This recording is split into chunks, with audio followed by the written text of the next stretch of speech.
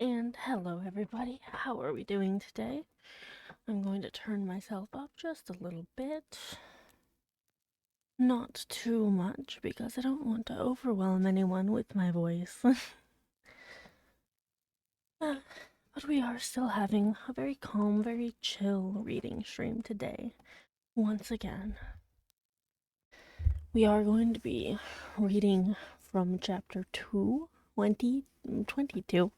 I'm very good at remembering things and reading numbers that are directly in front of my face.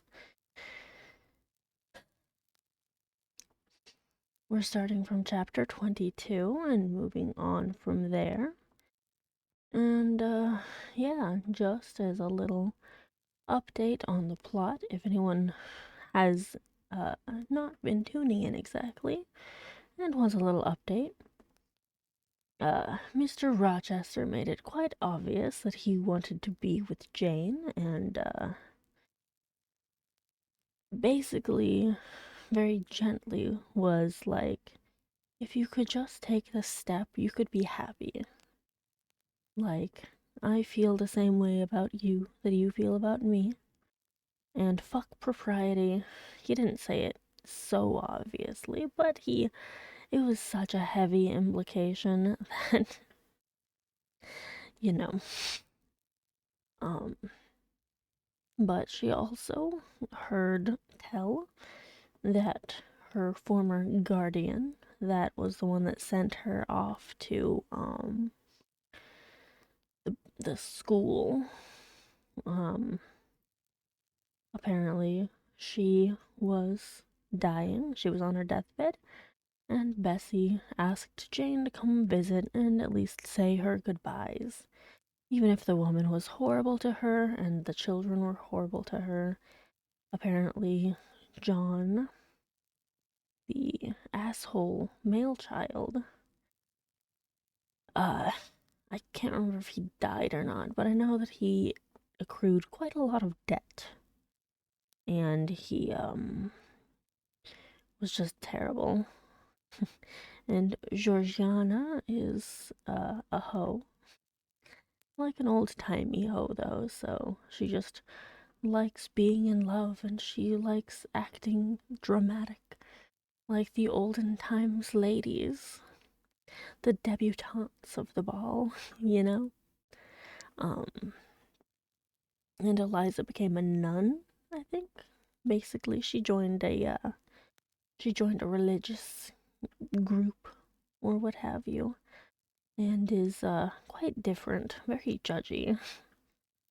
And in the very end of the last chapter, um, the woman passed, and now there's just, the aftermath.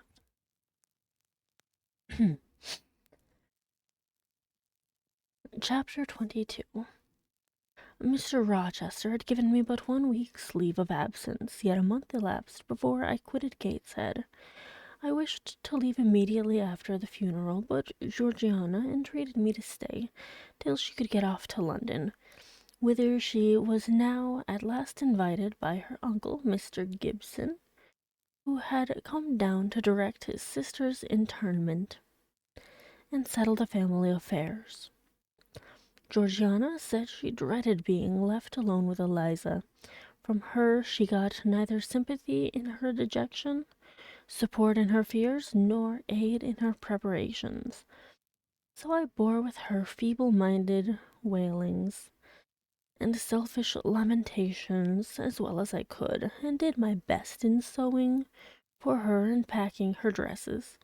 It is true that while I worked she would idle, and I thought to myself, if you and I were destined to live always together, cousin, we would commence matters on a different footing. I should not settle tamely down into being the forbearing party. I should assign you your share of labor and compel you to accomplish it, or else it should be left undone.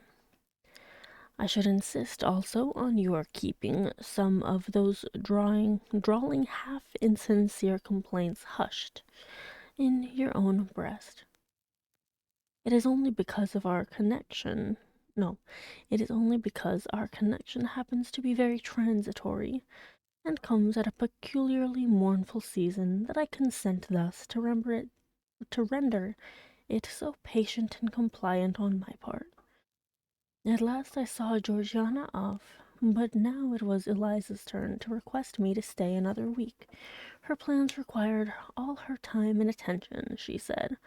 She was about to depart for some unknown bourne, and all day long she stayed in her own room, her door bolted within, filling trunks, emptying drawers, burning papers, and holding no communication with anyone.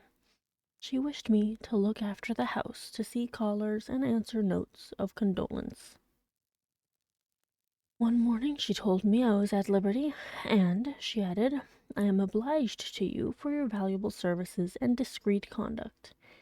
There is some difference between living with such an one as you and with Georgiana.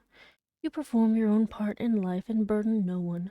Tomorrow, she continued, I set out for the continent.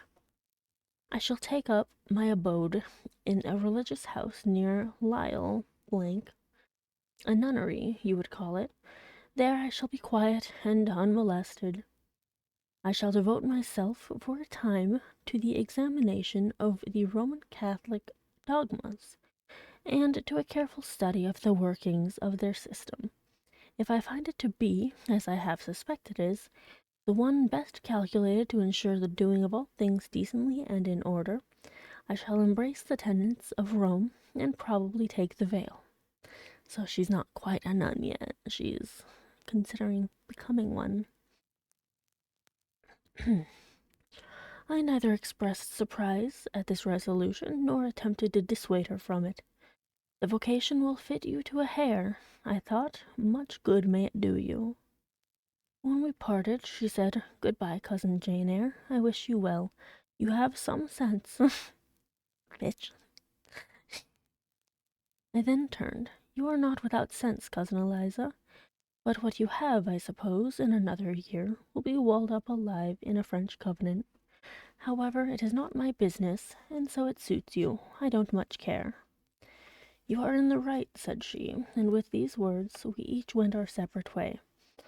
As I shall not have occasion to refer either to her or her sister again, I may as well mention it here, that Georgiana made an advantageous match with a wealthy, worn-out man of fashion, and that Eliza actually took the veil, and is at this day superior of the convent, where she passed the period of her novitiate, where she went from a novice to, in which she endowed with her fortune.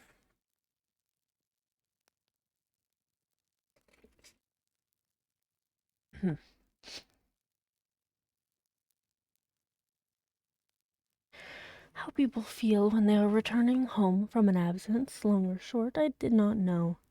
I had never experienced the sensation. I had known what it was to come back to Gateshead when a child after a long walk, to be scolded for looking cold or gloomy, and later what it was to come back from church to Lowood, to long for a plenteous meal and a good fire, and to be unable to get either. Neither of these returnings was very pleasant or desirable.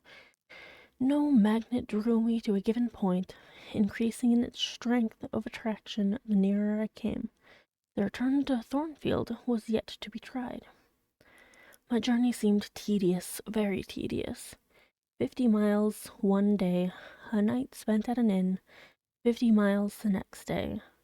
During the first 12 hours I thought of Mrs. Reed in her last moments. I saw her disfigured and discolored face, and heard her strangely altered voice. I mused on the funeral day, the coffin, the hearse, the black train of tenants and servants. Few was the number of relatives, the gaping vault, the silent church, the solemn service. And then I thought of Eliza and Georgiana. I beheld one, the cynosure of a ballroom, the other, the inmate of a convent cell, and I dwelt on and analyzed their separate peculiarities of person and character. The evening arrival at the great town of Blank scattered these thoughts. Night gave them quite another turn. Laid down on my traveller's bed, I left reminiscence for anticipation. I was going back to Thornfield, but how long was I to stay there? Not long, of that I was sure. I had heard from Mrs. Fairfax. In the interim of my absence, the party at the Hall was dispersed. Mr. Rochester had left for London 3 weeks ago, but he was then expected to return in a fortnight. Mrs. Fairfax surmised that he was gone to make arrangements for his wedding, as he had talked of purchasing a new carriage. She said the idea of his marrying Miss Ingram still seemed rather strange to her, but from what everyone said, and from what she had herself seen, you could no longer doubt that the event would shortly take place. You would be strangely incredulous if you did doubt it, was my mental comment. I don't doubt it. The question followed, where was I to go? I dreamt of Miss Ingram all that night. In a vivid morning dream, I saw her closing the gates of Thornfield against me and pointing me out another road. And Mr. Rochester looked on with his arms folded, smiling sardonically, as it seemed, at both her and me. I had not notified to Mrs. Fairfax the exact day of my return, for I did not wish either car or carriage to meet me at Millcote. I proposed to walk the distance quietly by myself, and very quietly, after leaving my box in the ostler's care, did I slip away from the George Inn, about 6 o'clock of a June evening, and take the old road to Thornfield, a road which lay chiefly through the fields, and was now little frequented. It was not a bright or splendid summer evening, though fair and soft. The haymakers were at work all along the road, and the sky, though far from cloudless, was such as promised well for the future. Its blue, where blue was visible, was mild and settled, and its cloud strata high and thin. The west, too, was warm. No watery gleam chilled it. It seemed as if there was a fire lit, an altar burning behind its screen of a marbled vapor, and out of apertures shone a golden redness. Oh, that's pretty. That sounds really pretty. I felt glad as the road shortened before me, so glad that I stopped once to ask myself what that joy meant, and to remind reason that it was not to my home I was going, or to a permanent resting place, or to a place where fond friends looked out for me and waited my arrival. Mrs. Fairfax will smile you a calm welcome, to be sure, said I, and little Adele will clap her hands and jump to see you. But you know very well you are thinking of another than they, and that he is not thinking of you. Oh, he's so thinking of her, bitch. This woman drives me nuts. She just completely refuses to admit that Mr. Rochester's into her. But what is so headstrong as youth? What so blind as inexperience?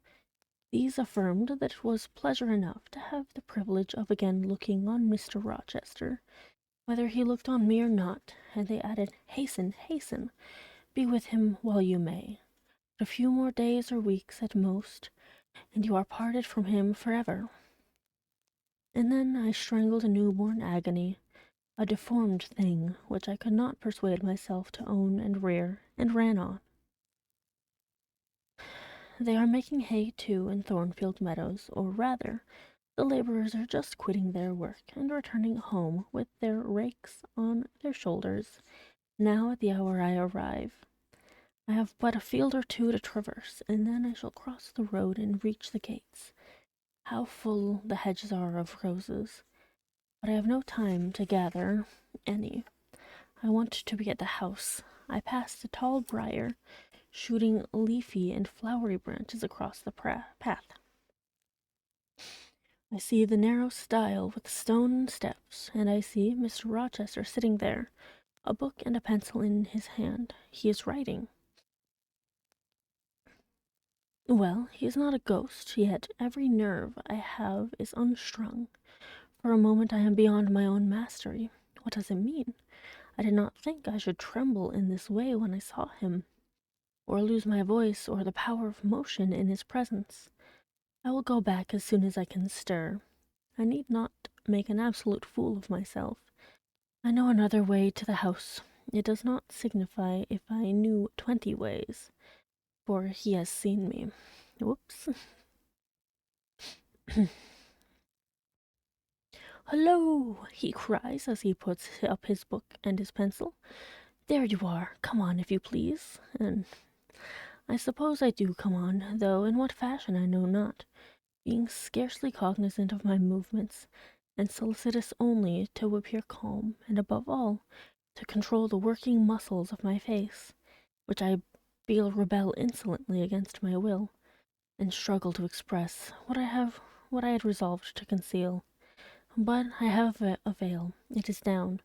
I may make shift yet to behave with decent composure. And this is Jane Eyre. Are you coming from Millcote, and on foot? Yet, yes, just one of your tricks, not to send for a carriage, and come clattering over street and road like a common mortal, but to steal into the vicinage of your home along with twilight, just as if you were a dream or a shade. What the deuce have you done with yourself this last month?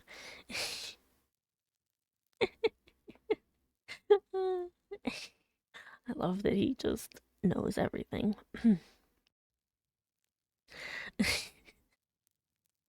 I'm reading ahead a little bit and I'm already giggling. I have been with my aunt, sir, who is dead. A true Janian reply. Good angels be my guard. She comes from the other world, from the abode of people who are dead, and tells me so when she meets me alone here in the gloaming. If I dared, I'd touch you to see if you are substance or shadow, you elf. But I'd as soon offer to take hold of a blue ignis fatuus light in a marsh. Truant, truant, he added, when he had paused an instant. Absent from me a whole month, and forgetting me quite, I'll be sworn. Oh, he's so adorable. He's so cute. Why is this so adorable to me?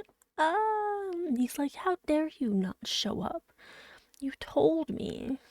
You told me that you would be back in a week, and now you've been gone for a month. Jane. it's so. I like that his scolding is so gentle and kind of almost playful. I knew there would be pleasure in meeting my master again, even though broken by fear that he was so soon to cease to be my master, and by the knowledge that I was nothing to him. But there was ever in Mr. Rochester, so at least I thought, such a wealth of the power of communicating happiness, that to taste but of the crumbs he scattered to stray and stranger birds like me was to feast genially. And we're in an ad break. I'll have a little chat with everyone real fast. Take a quick sip of my drink. Here we go.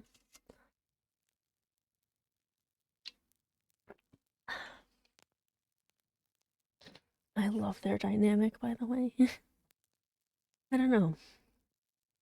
He seems really happy to see her. I don't know what he's been up to. I'm I'm almost concerned, but I'm very excited to actually see them interacting again, because they have such a wonderful and natural back and forth. You know what I mean? It's so hilarious.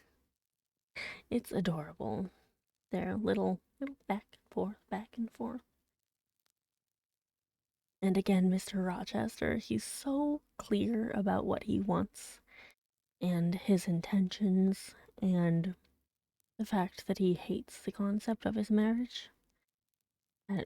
Anyway, his last words were balm. They seemed to imply that it imported something to him, whether I forgot him or not. and he had spoken of Thornfield as my home. Would that it were my home. Oh, he did not leave the stile, and I hardly liked to ask to go by. I inquired soon if he had not been to London. Yes, I suppose you found that out by second sight. Mrs. Fairfax told me in a letter, and did she inform you what I went to do? Oh, yes, sir. Everybody knew your errand. You must see the carriage, Jane, and tell me if you don't think it will suit Mrs. Rochester exactly, and whether she won't look like Queen Boudica, leaning back against those purple cushions. I wish, Jane, I were a trifle better adapted to match with her externally. Tell me, now, fairy as you are, can't you give me a charm, or a philter, or something of that sort, to make me a handsome man? It would be past the power of magic, sir, and in thought I added, a loving eye is all the charm needed. To such you are handsome enough, or rather your sternness has a power beyond beauty. Mr. Rochester had sometimes read my unspoken thoughts with an acumen to me incomprehensible. In the present instance he took no notice of my abrupt vocal response, but he smiled at me with a certain smile he had of his own, and which he used but on rare occasions. He seemed to think it too good for common purposes. It was the real sunshine of feeling. He shed it over me now. Ah, pass, Janet, said he, making room for me to cross the stile. Go up home and stay your weary little wandering feet at a friend's threshold. All I had now to do was to obey him in silence. No need for me to colloquialize further. I got over the stile without a word, and meant to leave him calmly. An impulse had held me fast. A force turned me round. I said, or something in me said for me, and in spite of me, "Thank you, Mr. Rochester, for your great kindness. I am strangely glad to get back again to see you. Well, get back again to you. And wherever you are is my home, my only home."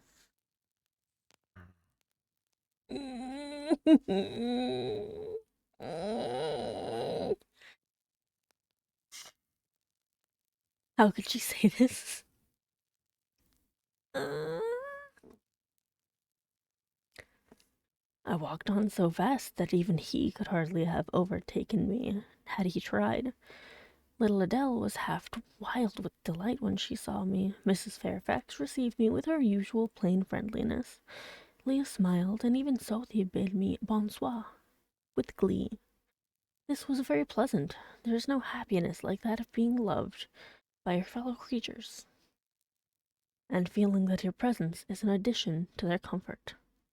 Ah, yeah, that is a very nice feeling, I imagine.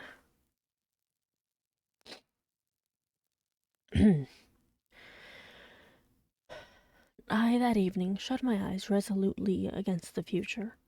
I stopped my ears against the voice that kept warning me of near separation and coming grief. The tea was over, and Mrs. Fairfax had taken her knitting, and I had assumed a low seat near her, and Adele, kneeling on the carpet, had nestled close up to me, and a sense of mutual affection seemed to surround us with a ring of golden peace. I uttered a silent prayer that we might not be parted far too or soon. But when, as we thus sat, Mr. Rochester entered, unannounced, and looking at us, seemed to take pleasure in the spectacle of a group so amicable.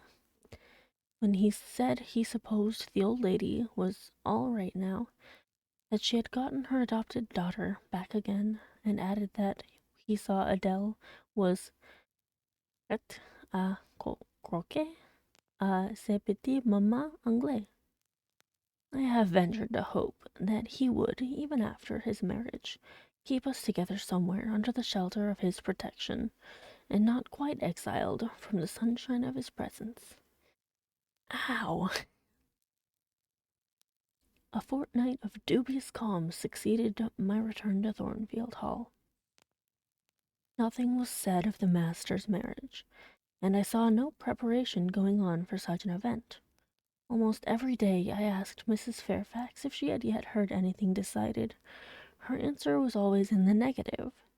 Once she said she had actually put the question to Mr. Rochester as to when he was going to bring his bride home, but he had answered her only by a joke and one of his queer looks, and she could not tell what to make of him. One thing especially surprised me, and that was there were no journeyings backwards and forward, no visits to Ingram Park. To be sure, it was 20 miles off, on the borders of another county, not country. um, but what was that distance to an ardent lover? To so practiced and indefatigable, oh my God, a horseman as Mr. Rochester. It would be but a morning's ride. I began to cherish hopes I had no right to conceive. That the match was broken off, that rumor had been mistaken, that one or both parties had changed their minds. I used to look at my master's face to see if it were sad or fierce, but I could not remember the time when it had been so uniformly clear of clouds or evil feelings. If, in the moments I and my pupil spent with him, I lacked spirit and sank into inevitable dejection, he became even gay. And in this instance, it means happy. Never had he called me more frequently to his presence, never been kinder to me when there, and alas, never had I loved him so well. Oh, I'm scared. It's getting, like, into the last third now. I'm scared. I feel like something bad's about to happen. A splendid midsummer shone over England, skies so pure, suns so radiant as were then seen in long succession, seldom favor even singly, or wave-girt land. It was as if a band of Italian days had come from the south, like a flock of glorious passenger birds, and lighted to rest them on the cliffs of Albion. The hay was all got in, the fields round Thornfield were green and shorn, the roads white and baked, the trees were in their dark prime, hedge and wood full-leaved and deeply tinted, contrasted well with the sunny hue of the cleared meadows between. Sounds so pretty. On Midsummer Eve, Adele, weary with gathering wild strawberries in Hay Lane half the day, had gone to bed with the sun. I watched her drop asleep, and when I left her, I sought the garden. It was now the sweetest hour of the 24. Day its fervid fires had wasted. The dew fell cool on panting plain and scorched summit, where the sun had gone down in simple state, pure of the pomp of clouds, spread a solemn purple, burning with the light red jewel and furnace flame at one point, on one hill peak, and extending high and wide, soft and still softer over half heaven.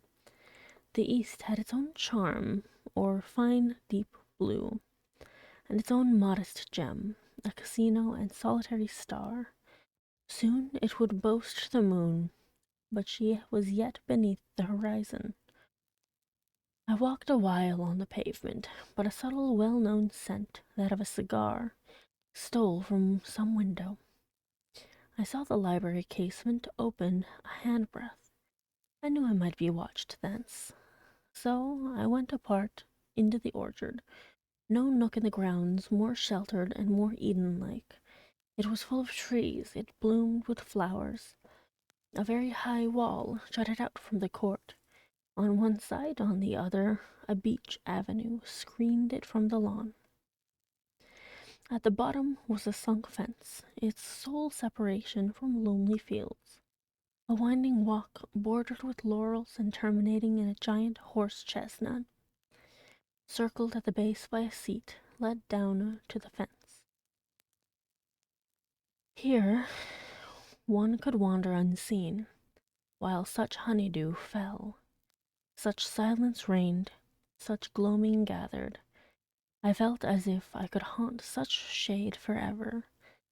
But in threading the flower and fruit parterres at the upper part of the enclosure, enticed there by the light the now rising moon cast on this more open quarter, my step is stayed, not by sound, not by sight, but once more by a warning fragrance. Sweet briar and southernwood jasmine, pink and rose, have long been yielding their evening sacrifice of incense.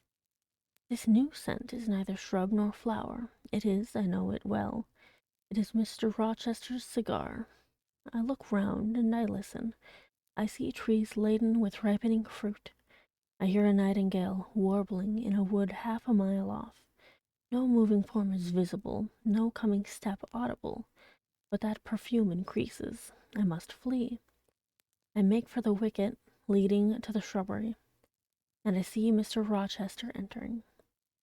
I step aside into the ivy recess. He will not stay long. He will soon return whence he came, and if I sit, he will never see me.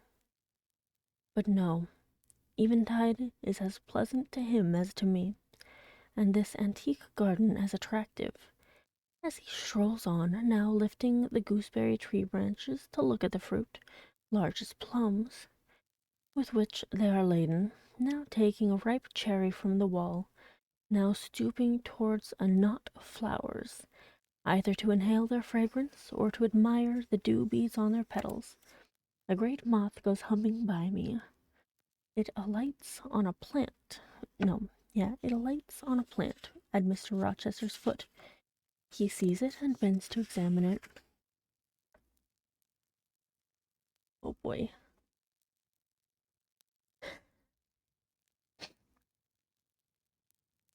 Now he has his back towards me, I thought.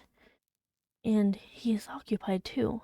Perhaps if I walk softly, I can slip away unnoticed. I trode on an edging of turf, that the crackle of the pebbly gravel might not betray me. He was standing among the beds at a yard or two distant from where I had to pass. The moth apparently engaged him. I shall get by very well, I meditated, as I crossed his shadow, thrown long over the garden by the moon. Not yet risen high, he said quietly, without turning, "Jane, come and look at this fellow. Oh boy." I had made no noise. He had not eyes behind. To shadow feel? I started at first, and then I approached him. "Look at his wings," said he. "He reminds me rather of a West Indian insect. One does not often see so large and gay a night rover in England. There, he is flown." The moth roamed away.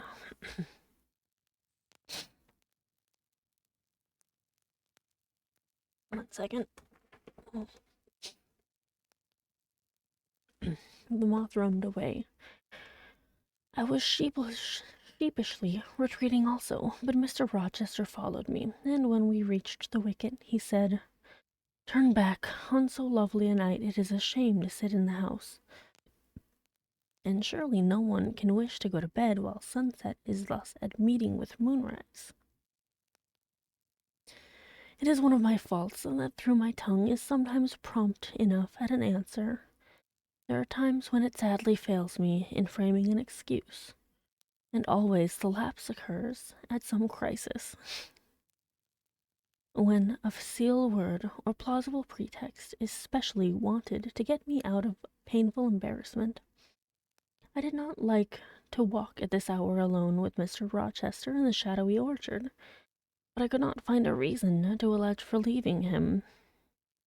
I followed with lagging step, and thoughts busily bent on discovering a means of extrication. But he himself looked so composed, and so grave also, I became ashamed of feeling any confusion. The evil, if evil existent or prospective there was, seemed to lie with me only. His mind was unconscious and quiet. "Jane," he recommenced, as we entered the Laurel Walk and slowly strayed down in the direction of the sunk fence and the horse chestnut. Thornfield is a pleasant place in summer, is it not? Yes, sir.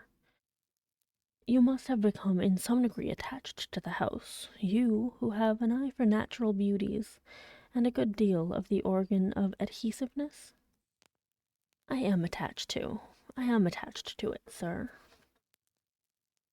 And though I don't comprehend how it is, I perceive you have acquired a degree of regard for that foolish little child Adele, too, and even for simple Dame Fairfax.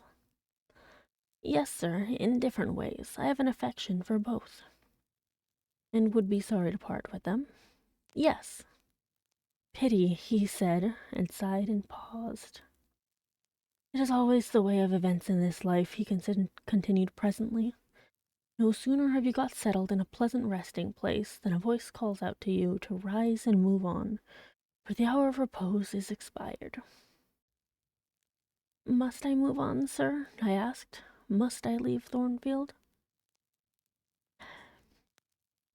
I believe you must, Jane. I'm sorry, Janet, but I believe indeed you must. This was a blow, but I did not let it prostrate me. Well, sir, I shall be ready when the order to march comes.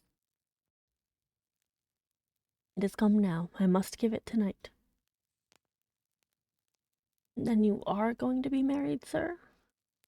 Exactly. Precisely. With your usual acuteness, you have hit the nail straight on the head. Soon, sir? Very soon. That is, Miss Eyre, and you'll remember, Jane, the first time I, or rumor, plainly intimated to you that it was my intention to put my old bachelor's neck into the sacred noose, to enter into the holy estate of matrimony, to take Miss Ingram to my bosom, in short. She's an extensive armful, but that's not the point. One can't have too much of such a very excellent thing as my beautiful Blanche. Well, as I was saying, listen to me, Jane. You're not turning your head to look after more moths, are you? That was only a lady clock, child, flying away home. I wish to remind you that it was you who first said to me that, with that discretion I respect in you, with that foresight, prudence, and humility which befit your responsible, dependent position, that in case I married Miss Ingram, both you and the Liddell had better trot forthwith. I pass over the sort of slur conveyed in this suggestion on the character of my beloved. Indeed, when you are far away, Janet, I'll try to forget it. Shall notice only its wisdom, which is such that I have made it my law of action. Adele must go to school, and you, Miss Eyre, must get a new situation. Ugh.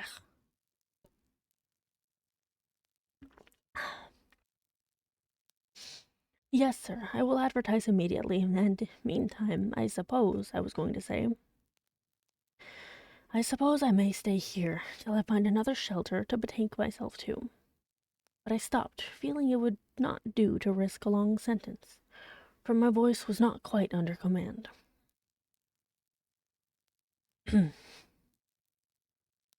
about a month I hope to be a bridegroom, continued Mr. Rochester, and in the interim I shall myself look out for employment and an asylum for you. Thank you, sir. I am sorry to give. Why would she apologize?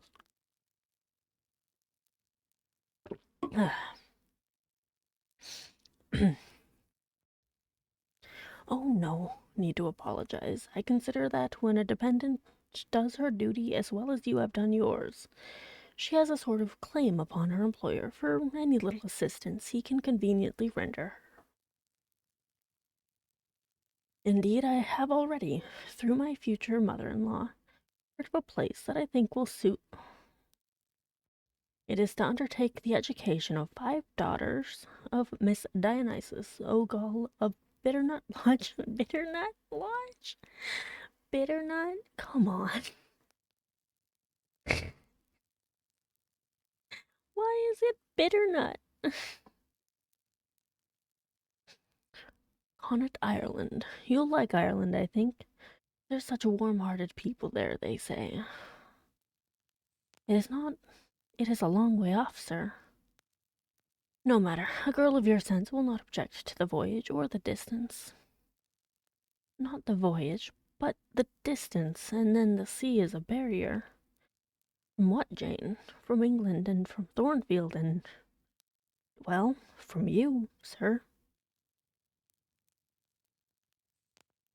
Damn. Damn.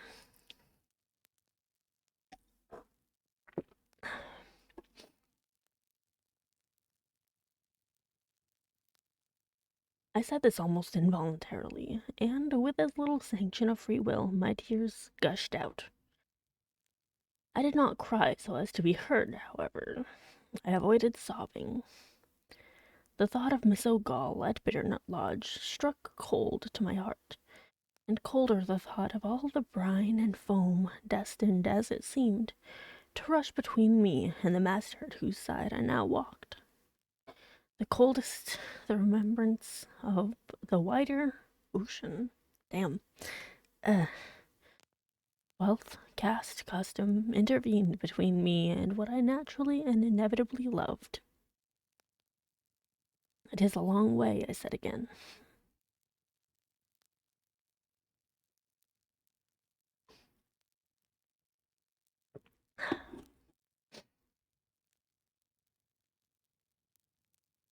It is, to be sure, and when you go to Bitternut Lodge, Connaught, Ireland, I shall never see you again, Jane. That's morally certain. I never go to Ireland, not having myself much of a fancy for the country. We have been good friends, Jane, have we not? Yes, sir.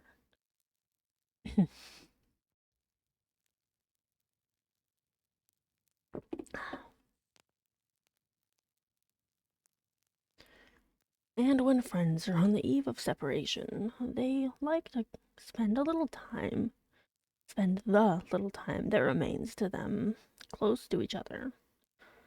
Come, we'll talk over the voyage and the parting quietly half an hour or so, while the stars enter their shining life up in heaven yonder. Here's the chestnut tree. Here's the bench at its old roots. Come, we will sit here in peace tonight, though we should never more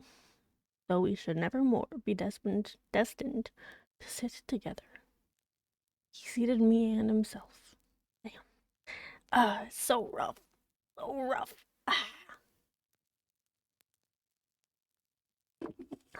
So sad. It's so sad.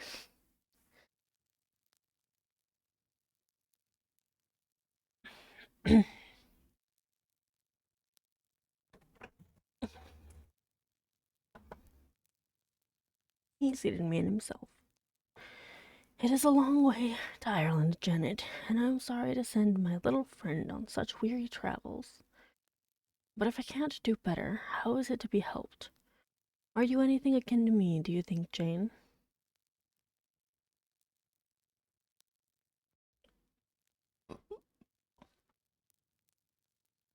I could risk no sort of answer. By this time, my heart was still. Because, he said, I sometimes have an odd feeling with regard to you, especially when you are near me as now. It is as if I had a string somewhere under my left ribs.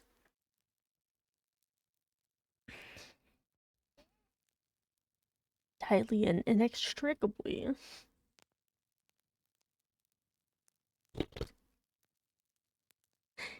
It's too cute and sad. Oh my god, this paragraph's killing me.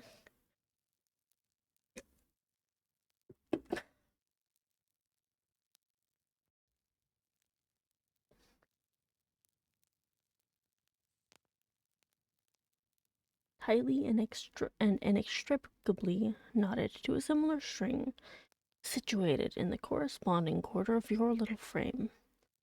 And if that boisterous channel and 200 miles or so of land come broad between us, I am afraid that cord of communion will be snapped. And then I've a nervous notion I should take to bleeding inwardly. As for you, you'd forget me. Eee.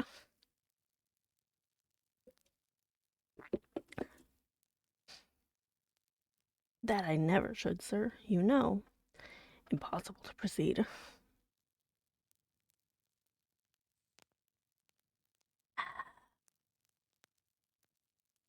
Reading through this is hard. Crap.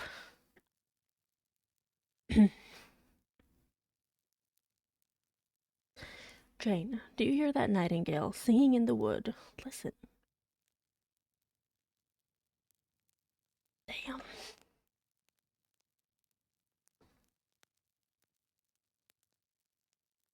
In listening, I sobbed convulsively, for I could not repress what I endured no longer.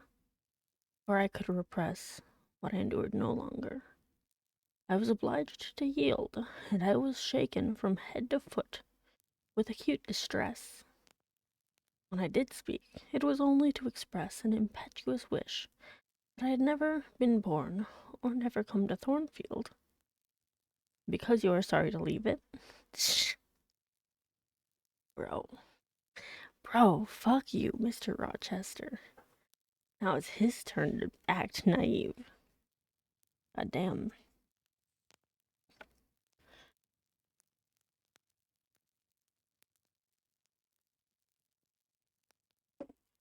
Sorry, by the way, this is a rough chapter.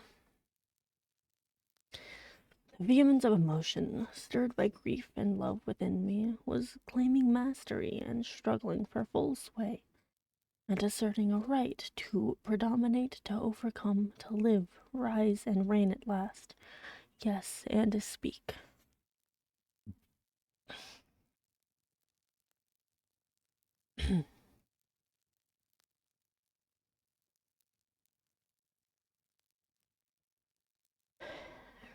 I grieve to leave Thornfield. I love Thornfield. I love it because I have lived in it a full and delightful life. Momentarily, at least. I have not been trampled on. I have not been petrified. I have not been buried with inferior minds and excluded from every glimpse of communion with what is bright and energetic and high. I have talked face to face with what I reverence, with what I delight in, with an original, a vigorous, an expanded mind. God damn. I have known you, Mr. Rochester, and it strikes me with terror and anguish to feel I absolutely must be torn from you forever. Damn.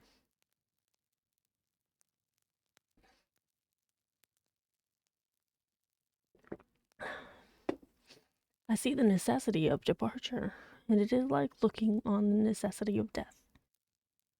Where do you see the necessity? He asked suddenly. Where? You, sir, have placed it before me. In what shape? In the shape of Miss Ingram, a noble and beautiful woman, your bride. My bride? What bride? I have no bride. But you will have. Yes, I will, he set his teeth. Then I must go. You have said it yourself.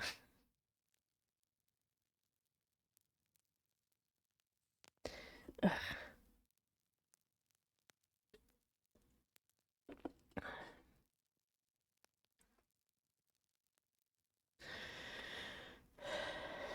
Then I must go. You have said it yourself. No, you must stay. I swear it, and the oath shall be kept. I tell you I must go, I retorted, roused to something like passion. Do you think I can stay to become nothing to you? Do you think I am an automaton? A machine without feelings? And can bear to have my morsel of bread snatched from my lips? Because I am poor? No.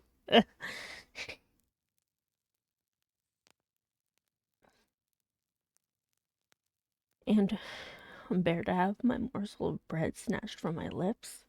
and my drop of living water dashed from my cup? Do you think because I am poor, obscure, plain, and little, I am soulless and heartless? Damn. You think wrong. I have as much soul as you, and full as much heart. And if God had gifted me with some beauty and much wealth, should have made it hard for you to leave me, as it is now for me to leave you. I'm not talking to you now through the medium of custom, conventionalities, or even mortal flesh. It is my spirit that addresses your spirit, just as if both had passed through the grave, and we stood at God's feet, equal as we are. God damn. Holy shit. As we are, repeated Mr. Rochester. So, he added, enclosing me in his arms, gathering me to his breast, pressing his lips on my lips. So, Jane.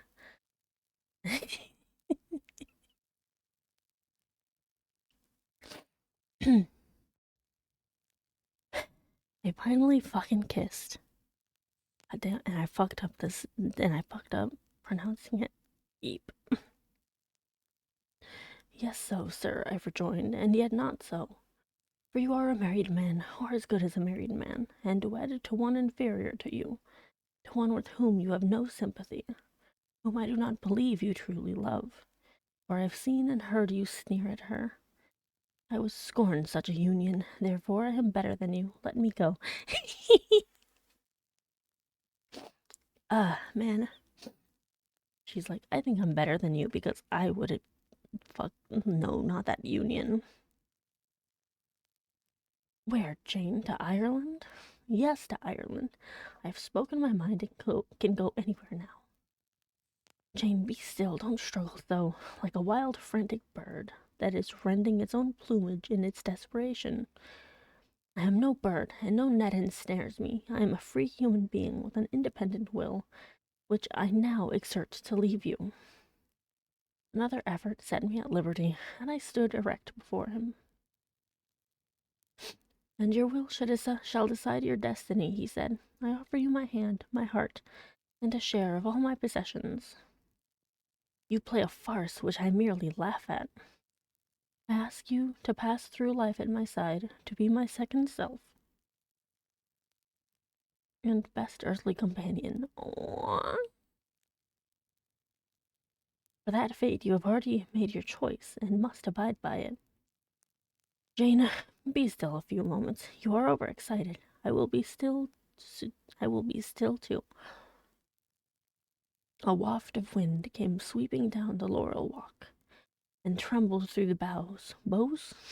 I don't know, of the chestnut. It wandered away. To an indefinite distance, it died. The nightingale's song was the only voice of the hour. In listening to it, I again wept. Mr. Rochester sat quiet, looking at me gently and seriously. Some time passed before he spoke. He at last said, Come to my side, Jane, and let us explain and understand one another. I will never again come to your side. I am torn away now and cannot return. But, Jane, I summon you as my wife. It is you only I intend to marry. I was silent. I thought he mocked me. Come, Jane, come hither. Your bride stands between us. Oh boy. Oh boy, oh boy. This is about to get dramatic. He rose and with a stride reached me. My bride is here, he said, again drawing me to him, because my equal is here, and my likeness, Jane. And my likeness. Jane, will you marry me? Still I did not answer, and still I writhed myself from his grasp, for I was still incredulous. Do you doubt me, Jane? Entirely. You have no faith in me? Not a whit. Am I a liar in your eyes? He asked passionately. Little sceptic, you shall be convinced. What love have I for Miss Ingram? None, and that you know. No, none, and that you know. What love has she for me? None, as I have taken pains to prove. I caused a rumor to reach her that my fortune was not a third of what was supposed, and after that I presented myself to see the result. It was coldness both from her and her mother. I could not marry Miss Ingram. You strange, you almost unearthly thing. I love as my own flesh. You poor and obscure and small and plain as you are. I entreat to accept me as a husband. It's so sweet. What, me? I ejaculated? It doesn't mean that. There's a tiny little fly on my microphone now, and I'm upset. It's just a little fruit fly flying around. Shit. What, me? I said, beginning in his earnestness, and especially in his incivility, to credit his sincerity. Me, who have not a friend in the world but you. If you are my friend, not a shilling but what you have given me. You, Jane, I must have you for my own, entirely my own. Will you be mine? Say yes, quickly. Mr. Rochester, let me look at your face. Turn to the moonlight. Why? Because I want to read your countenance. Your countenance. Turn. Let me read your fucking expression. There, you will find it scarcely more legible than a crumpled, scratched page. Read on, only make haste, for I suffer. His face was very much agitated and very much flushed, and there were strong workings in the features, and strange gleams in the eyes. "Oh, Jane, you torture me!" he exclaimed. "With that searching yet faithful and generous look you torture me." "How can I do that? If you are true, and your offer real, my only feelings to you must be gratitude and devotion. They cannot torture." "Gratitude!" he basically shouted, and added wildly, "Jane, accept me quickly. Say, Edward, give me my name. Edward, I will marry you." "Are you in earnest? Do you truly love me? Do you sincerely wish me to be your wife?" "I do, and if an oath is necessary to satisfy, I swear it. Then, sir, I will marry you." "Edward, my little wife, dear Edward." Come to me entirely now," said he, and added in his deepest tone, speaking in my ear as his cheek was laid on mine, "Make my happiness, I will make yours." "God pardon me," he subjoined ere long. "A man meddle not with me. I have her, and I will hold her." "There is no one to meddle, sir. I have no kindred to interfere." "No, that is the best of it," he said, "and if I had loved him less, I should have thought his accent and look of exultation savage. But sitting by him, roused from the nightmare of parting, called to the paradise of union, I thought only of the bliss given me to drink in so abundant a flow. Again and again he said, "Are you happy, Jane?" And again I answered yes, after which he murmured, "It will atone, it will atone. Have I not found her friendless and cold and comfortless? Will I not guard and cherish and solace her? Is there not love in my heart and constancy in my resolve?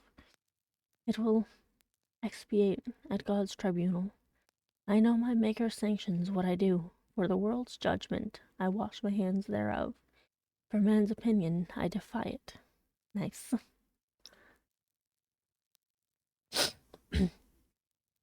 But what had befallen the night? The moon was not yet set, and we were all in shadow. I could scarcely see my master's face, near as I was, and what ailed the chestnut tree? It writhed and groaned, while wind roared in the laurel walk, and came sweeping over us. "We must go in," said Mr. Rochester. "The weather changes. I could have sat with thee till morning, Jane." And so I thought, could I with you?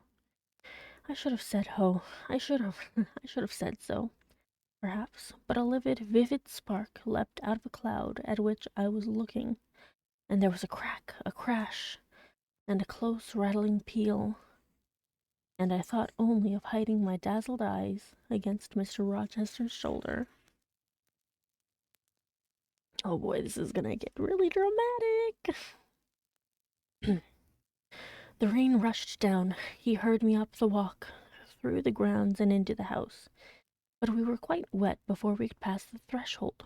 He was taking off my shawl in the hall, and shaking the water out of my loosened hair when Mrs. Fairfax emerged from her room.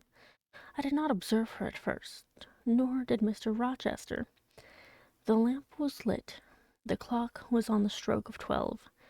"Hasten to take off your wet things," said he, "and before you go, good night, my darling."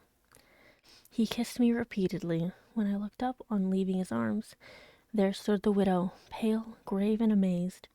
I only smiled at her and ran upstairs. Explanation will do for another time. Oh boy, thought I. Still, when I reached my chamber, I felt a pang at the idea she should even temporarily misconstrue what she had seen. But joy soon effaced every other feeling, and loud as the wind blew, near and deep as the thunder crashed, fierce and frequent as the lightning gleamed, cataract-like as the rain fell during a storm of 2 hours' duration, I experienced no fear and little awe. Mr. Rochester came thrice to my door in the course of it, to ask if I was safe and tranquil, and that was comfort, and that was strength for anything. Before I left my bed in the morning, little Adele came running in to tell me that the great horse chestnut at the bottom of the orchard had been struck by lightning in the night, and half of it split away. Ay, that's ominous. Chapter 24. As I rose and dressed, I thought over what had happened, and wondered if it were a dream. I could not be certain of the reality till I had seen Mr. Rochester again, and heard him renew his words of love and promise. While arranging my hair, I looked at my face in the glass, and felt it was no longer plain. There was hope in its aspect, and life in its color, and my eyes seemed as if they had beheld the fount of fruition, and borrowed beams from the lustrous ripple. I had often been unwilling to look at my master, because I feared he could not be pleased at my look, but I was sure I might lift my face to his now, and not cool his affection by its expression. I took a plain but clean and light summer dress from my drawer and put it on. It seemed no attire had ever so well become me, because none had I ever worn in so blissful a mood. I was not surprised when I ran down into the hall to see that a brilliant June morning had succeeded to the tempest of the night, and to feel, through the open glass door, the breathing of a fresh and fragrant breeze. Nature must be gladsome when I was so happy. A beggar woman and her little boy, poor ragged objects both, were coming up the walk, and I ran down and gave them all the money I happened to have in my purse. Some 3 or 4 shillings, good or bad, they must partake of my jubilee. The rooks cawed and blither-birds sang, but nothing was so merry or so musical as my own rejoicing heart. Mrs. Fairfax surprised me by looking out of the window with a sad countenance, saying gravely, "Miss Eyre, will you come to breakfast?" During the meal she was quiet and cool. I could not undeceive her then. I must wait for my master to give explanations, and so must she. I ate what I could, and then I hastened upstairs. I met Adele leaving the schoolroom. "Where are you going? It is time for lessons. Mr. Rochester has sent me away to the nursery." "Where is he?" "In there," pointing to the apartment she had left. And I went in, and there he stood. "I'm so nervous." "Come and bid me good morning," said he. I gladly advanced. and it was not merely a cold word now, or even a shake of the hand that I received, but an embrace and a kiss. It seemed natural, it seemed genial, and to be so well loved, so caressed by him. "Jane, you look blooming and smiling and pretty," said he. "Truly pretty this morning. Is this my pale little elf? Ah, is this my mustard seed? That's a weird one. This little sunny-faced girl, with a dimpled cheek and rosy lips, the satin-smooth hazel hair, and the radiant hazel eyes. I had green eyes, reader, but you must excuse the mistake. For him they were new-dyed, I suppose. It is Jane Eyre, sir. Soon to be Jane Rochester," he added. "In 4 weeks, Janet. Not a day more. Do you hear that?" I'm glad he's actually putting, like, a specific date. I did, and I could not quite comprehend it. It made me giddy. The feeling the announcement sent through me was something stronger than was consistent with joy. Something that smote and stunned. It was, I think, almost fear. "You blushed, and now you are white, Jane. What is that for?" "Because you gave me a new name, Jane Rochester, and it seems so strange." "Yes, Mrs. Rochester," said he. "Young Mrs. Rochester, Fairfax Rochester's girl bride." "It can never be, sir. It does not sound likely. Human beings never enjoy complete happiness in this world. I was not born for a different destiny to the rest of my species.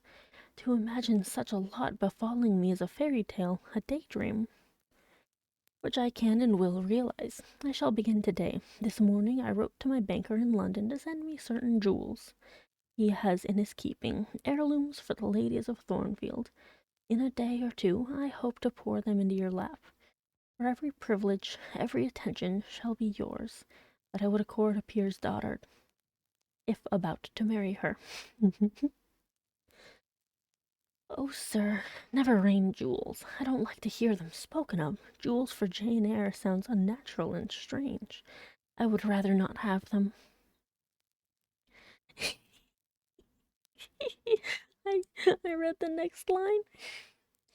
"I will myself put the diamond around your neck and the circlet on your forehead, which it will become, for nature, at least, has stamped her patent of nobility on this brow, Jane. And I will clasp the bracelets on these fine wrists, and load these fairy-like fingers with rings. Basically wings.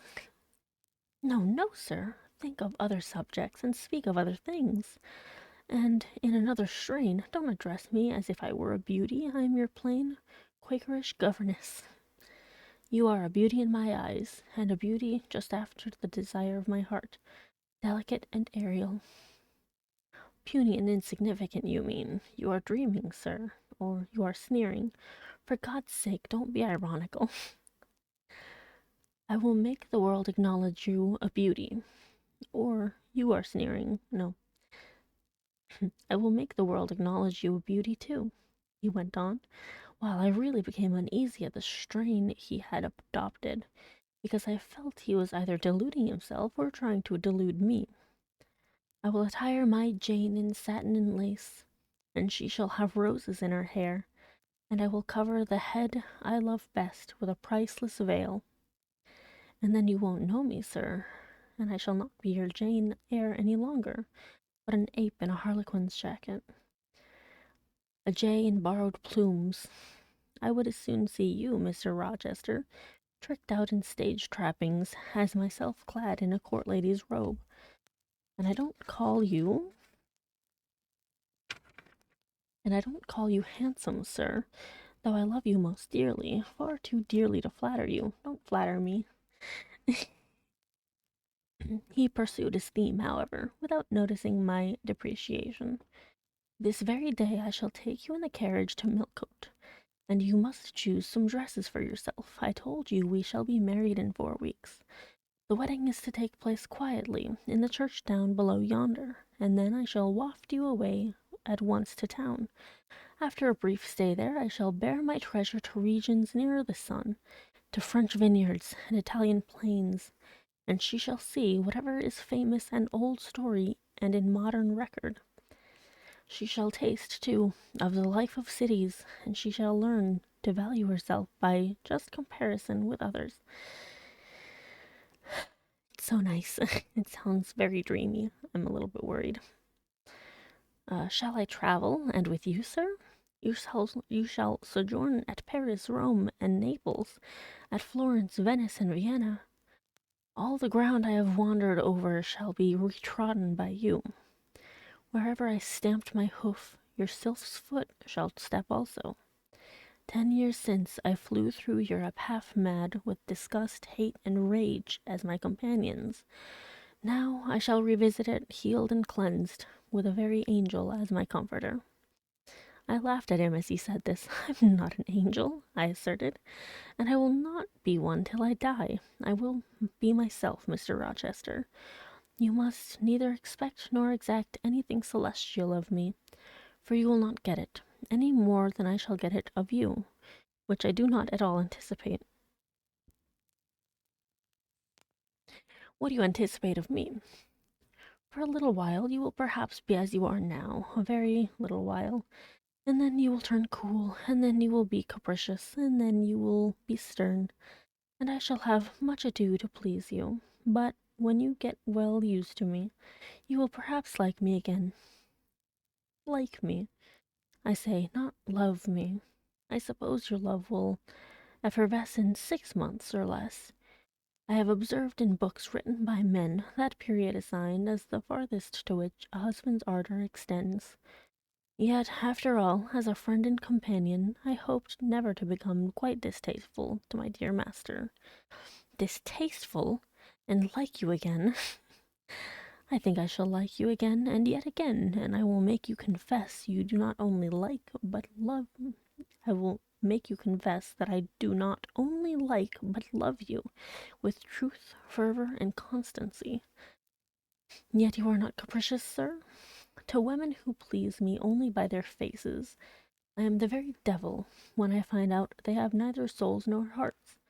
When they open to me a perspective of flatness, triviality, and perhaps imbecility, coarseness and ill temper, but to the clear eye and eloquent tongue, to the soul made of fire, and the character that bends but does not break, at once supple and stable, tractable and consistent, I am ever tender and true. Had you ever experience of such a character, sir? Did you ever love such a one? I love it now. But before me, if I indeed, in any respect, come up to your difficult standard, I never met your likeness, Jane. You please me, and you master me. You seem to submit, and I like the sense of pliancy you impart, and while I am twining the soft silken skein round my finger, it sends a thrill up my arm to my heart. I am influenced, conquered, and the influence is sweeter than I can express. And the conquest I undergo has a witchery beyond any triumph I can win. Why do you smile, Jane? What does that inexplicable, that uncanny turn of countenance mean? I was thinking, sir, you will excuse the idea, it was involuntary. I was thinking of Hercules and Samson with their charmers. You were, you little elfish? Sir, you don't talk very wisely just now, any more than those gentlemen acted wisely. However, had they been married, they would no doubt by their severity as husbands have made up for their softness as suitors. And so will you, I fear. I wonder how you will answer me a year hence. Should I ask a favor it does not suit your convenience or pleasure or grant. Ask me something now, Jane, the least thing. I desire to be entreated. Indeed I will, sir. I have my petition all ready. Speak, but if you look up and smile with that countenance, I shall swear a concession before I know to what, and that will make a fool of me.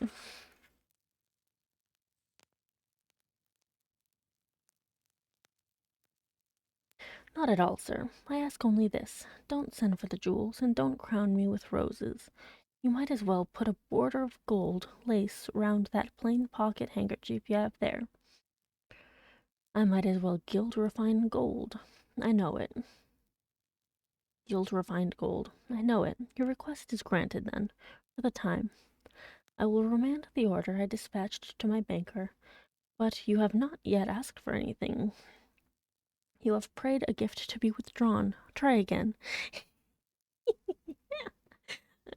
Like, you didn't ask for anything. You asked for something to be taken away.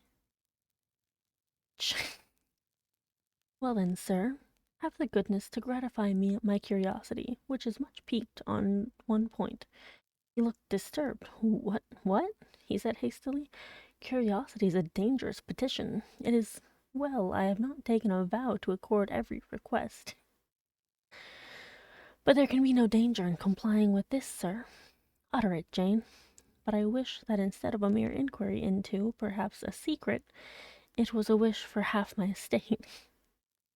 Bitch. Now, King Ahasuerus, what do I want with half your estate? Do you think I am a usurer? Seeking good investments in land? I would much rather have all your confidence. Will you not exclude me from your confidence if you admit me to your heart? You are welcome to all my confidence that is worth having, Jane, but for God's sake don't desire a useless burden. Don't long for poison. Don't turn out a downright Eve on my hands. Why not, sir? You have just been telling me how much you liked to be conquered, and how pleasant over-persuasion is to you. Don't you think I had better take advantage of the confession, and begin to coax and entreat, even cry and be sulky if necessary, for the sake of a mere essay of my power? I dare you to any such experiment, encroach, presume, and the game is up. Is it, sir? You soon give in. How stern you look now. Your eyebrows have become as thick as my finger, and your forehead resembles what, in some very astonishing poetry, I once saw styled a blue-piled thunderloft. That you, that will be your married look, sir, I suppose? If that will be your married look, I, as a Christian, will soon give up the notion of consorting with a mere sprite or salamander. But what had you to ask? Thing, out with it. There, you are less than civil now, and I like rudeness a great deal better than flattery. I had rather be a thing than an angel. This is what I have to ask. Why did you take such pains to make me believe you wished to marry Miss Ingram? Is that all? Thank God it is no worse. And now he unknit his black brows, looked down smiling at me, and stroked my hair, as if well pleased at seeing a danger averted. I think I may confess, he continued, although I should make you a little indignant, Jane, and I have seen what a fire spirit you can be when you are indignant. You glowed in the cool moonlight last night, when you mutinied against fate and claimed your rank as my equal. Janet, by the by, it was you who made the offer. Of course I did, but to the point, if you please, sir, Miss Ingram. Well, I feigned courtship of Miss Ingram because I wished to render you as madly in love with me as I was with you, and I knew jealousy would be the best ally I could call in for the furtherance of that end. Excellent. Now you are small, not one whit bigger than the end of my little finger. It was a burning shame and a scandalous disgrace to act in that way. Did you think nothing of Miss Ingram's feelings, sir? Her feelings are concentrated in one, pride, and that needs humbling. Were you jealous, Jane? Never mind, Mr. Rochester. It is in no way interesting to you to know that. Answer me truly once more. Do you think Miss Ingram will not suffer from your dishonest coquetry? Won't she feel forsaken and deserted? Impossible. When I told you how she, on the contrary, deserted me, the idea of my insolvency cooled, or rather extinguished, her flame in a moment. You have a curious designing mind, Mr. Rochester. I am afraid your principles on some points are eccentric. My principles were never trained, Jane. They may have grown a little awry for want of attention. Once again, seriously, may I enjoy the great good that has been vouchsafed to me, without fearing that anyone else is suffering the bitter pain I myself felt a while ago. That you may, my good little girl. There is not another being in the world has the same pure love for me as yourself, for I lay that pleasant unction, not unicorn, what? For I lay that pleasant unction to my soul, Jane, a belief in your affection. I turned my lips to the hand that lay on my shoulder. I loved him very much, more than I could trust myself to say, more than words had power to express. Ask something more, he said presently. It is my delight to be entreated and to yield. I was again ready with my request. Communicate your intentions to Mrs. Fairfax, sir. She saw me with you last night in the hall, and she was shocked. Give her some explanation before I see her again. It pains me to be misjudged by so good a woman. Go to your room and put on your bonnet, he replied. I mean you to accompany me to Millcote this morning, and while you prepare for the drive, I will enlighten the old lady's understanding. Did she think, Janet, you had given the world for love, and considered it well lost? I believe she thought I had forgotten my station and yours, sir. Station. Your station is in my heart, and on the necks of those who would insult you, now or hereafter. Go. I was soon dressed, and when I heard Mr. Rochester quit Mrs. Fairfax's parlor, I hurried down to it. The old lady had been reading her morning portion of Scripture. The lesson for the day. Her Bible lay open before her, and her spectacles were upon it. Her occupation, suspended by Mr. Rochester's announcement, seemed now forgotten. Her eyes, fixed on the blank wall opposite, expressed the surprise of a quiet mind stirred by unwonted tidings. Seeing me, she roused herself. She made a sort of effort to smile, and framed a few words of congratulation. But the smile expired, and the sentence was abandoned unfinished.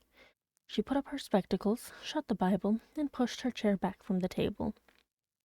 I feel so astonished, she began. I hardly know what to say to you, Miss Eyre.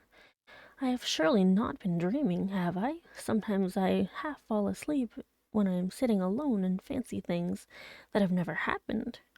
It has seemed to me more than once, when I have been in a doze, that my dear husband, who died 15 years since, has come in and sat down beside me, and that I have heard him call me by name, Alice, as he used to.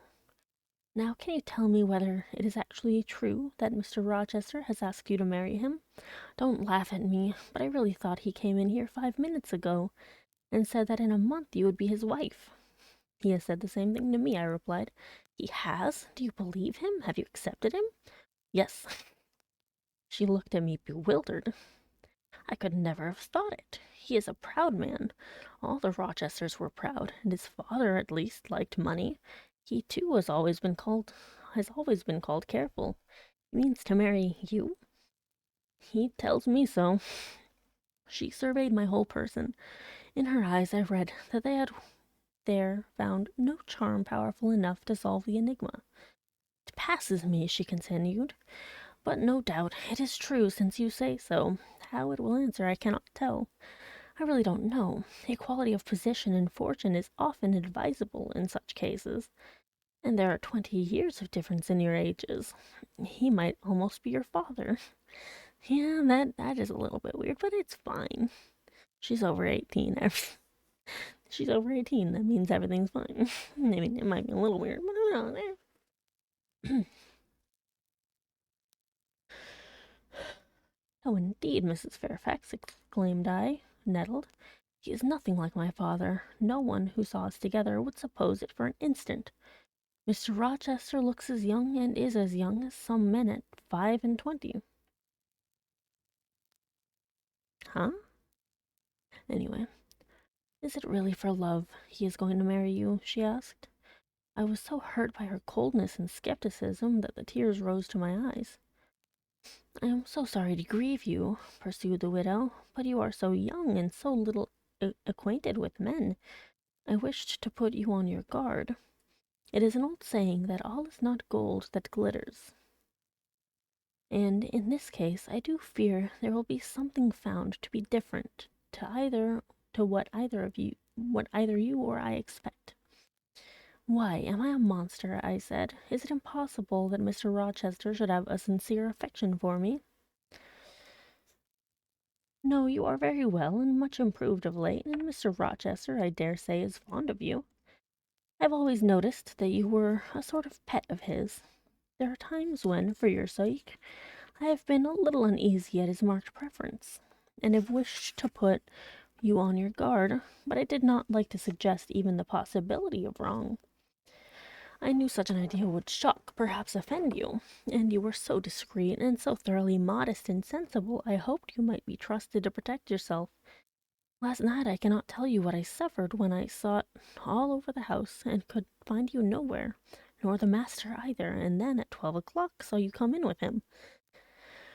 Well, never mind that now, I interrupted impatiently. It is enough that all was right. I hope all will be right in the end, she said, but believe me, you cannot be too careful. Try and keep Mr. Rochester at a distance. Distrust yourself as well as him. Gentlemen in his station are not accustomed to marry their governess. Fuck you. Fuck this bitch. I mean, she has a point, but still, fuck you. I was growing truly irritated. Happily, Adele ran in. Let me go to Millcote too, she cried. Mr. Rochester won't. There is so much room in the new carriage. Beg him to let me go, mademoiselle. That I will, Adele, and I hastened with her, glad to quit my gloomy monitress. Thank you so much for the follow, Sam's. And, yeah, I am reading, by the way, so I still appreciate you. Thank you. Let me see. The carriage was ready. They were bringing it round to the front, and my master was pacing the pavement, Pilot following him backwards and forwards. Adele may accompany us, may she not, sir? I told her no, I'll have no brats, I'll have only you. Do let her go, Mr. Rochester, if you please, it would be better. Not it, she will be a restraint. He was quite peremptory, both in look and voice. The chill of Mrs. Fairfax's warnings and the damp of her doubts were upon me. Something of unsubstantiality and uncertainty had beset my hopes. I half lost the sense of power over him. I was about mechanically to obey him without further remonstrance, but as he helped me into the carriage, he looked in my face. What is the matter? He asked. All the sunshine is gone. Do you really wish the bairn to go? Will it annoy you if she's left behind? I would far rather she went, sir. Then off your bonnet and back like a flash of lightning, cried he to Adele. Then off for your bonnet. She obeyed him with what speed she might. After all, a single morning's interruption will not matter much, said he, when I mean shortly to claim you, your thoughts, conversation, and company for life. Adele, when lifted in, commenced kissing me, by way of expressing her gratitude for my intercession. She was instantly stowed away into a corner on the other side of him. She then peeped round to where I sat. So stern a neighbor was too restrictive to him. In his present fractious mood, she dared whisper no observations, nor ask him any information. Let her come to me, I entreated. She will perhaps trouble you, sir. There's plenty of room on this side. He handed her over as if she had been a lapdog. I'll send her to school yet, he said, but now he was smiling. Adele heard him and asked if she was to go to school. Sans mademoiselle? Yes, he replied. Absolutely sans mademoiselle. For I am to take mademoiselle to the moon, and there I shall seek a cave in one of the white valleys among the volcano tops, and mademoiselle shall live with me there, and only me. She'll have nothing to eat. You'll starve her, observed Adele. That's hilarious. I shall gather manna for her morning and night. The plains and hillsides of the moon are bleached with manna, Adele. She will want to warm herself. What will she do for a fire? Fire rises out of the lunar mountains. When she is cold, I'll carry her up to a peak and lay her down on the edge of a crater. Oh, quelle sera ma? Peu comfortable. And her clothes, they will wear out. How can she get new ones? Mr. Rochester professed to be puzzled. Hem, said he. What would you do, Adele? Cudgel your brains for an expedient. How would a white or pink cloud answer for a gown, do you think? And one could cut a pretty enough scarf out of a rainbow. She is far better as she is, concluded Adele, after musing some time. Besides, she would get tired of living with only you in the moon. If I were mademoiselle, I would never consent to go with you. She has consented, she pledged her word. But you can't get her there. There's no road to the moon. It is all air, and neither you nor she can fly. Adele, look at that field. We were now outside Thornfield gates, and bowling lightly along the smooth road to Millcote, where the dust was well laid by the thunderstorm, and where the low hedges and lofty timber trees on each side glistened green and rain refreshed. In that field, Adele, I was walking late one evening about a fortnight since, the evening of the day you helped me make hay in the orchard meadows, and as I was tired with raking swaths, I sat down to rest me on a stile. Thank you. This is Jane Eyre, by the way. It's a one of the most well-known Gothic romances. We're following Jane, who has fallen in love with Mr. Rochester. She was his governess who was teaching a child he took in. She's lived quite the life, and I actually am uploading all of the previous readings to YouTube, and you can also find most of the VODs on Twitch still. But Mr. Rochester proposed to Jane. Jane accepted after they had a little bit of a back and forth. They always have a back and forth, though.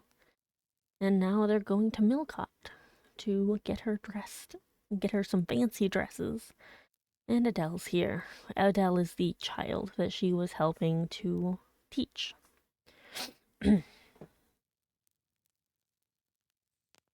I sat down to rest me on a stile, and there I took out a little book and pencil and began to write about a misfortune that befell me long ago, and a wish I had for happy days to come.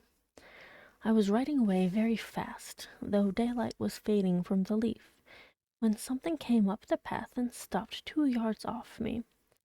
I looked at it. It was a little thing with a veil of gossamer on its head.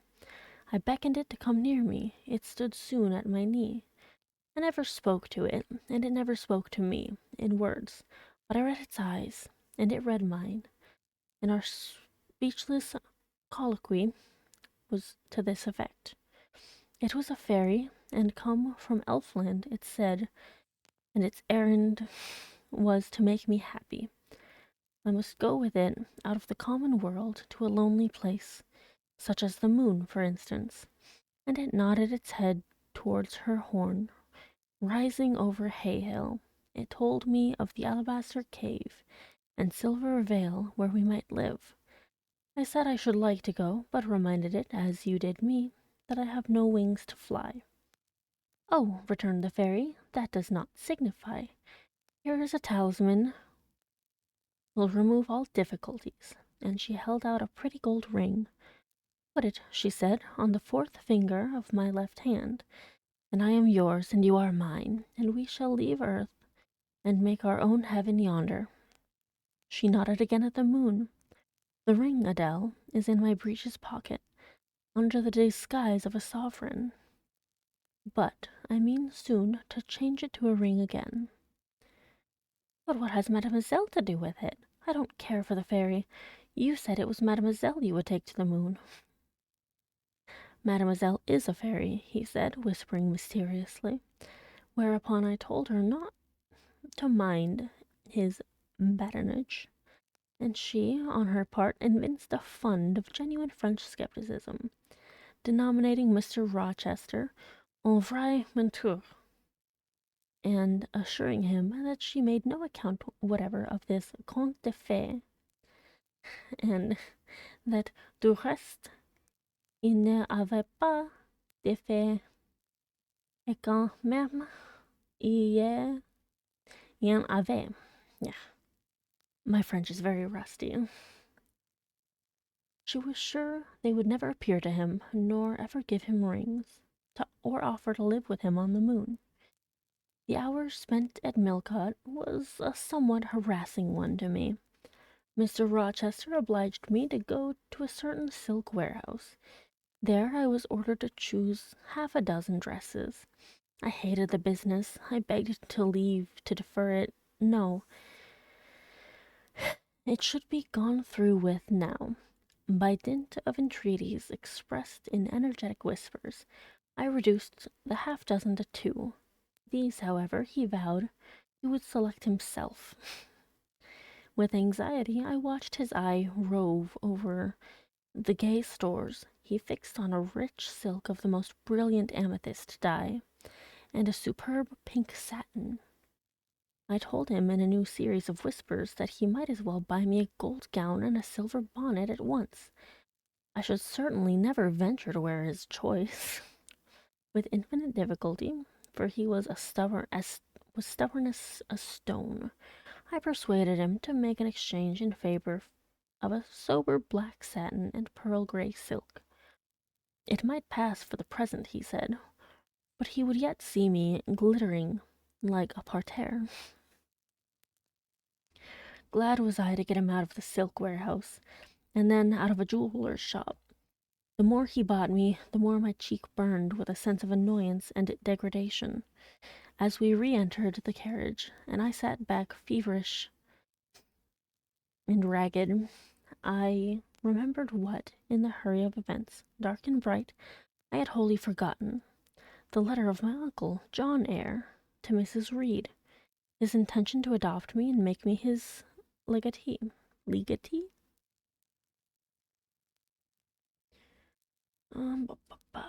It would indeed be a relief, I thought, if I had ever so small an independency.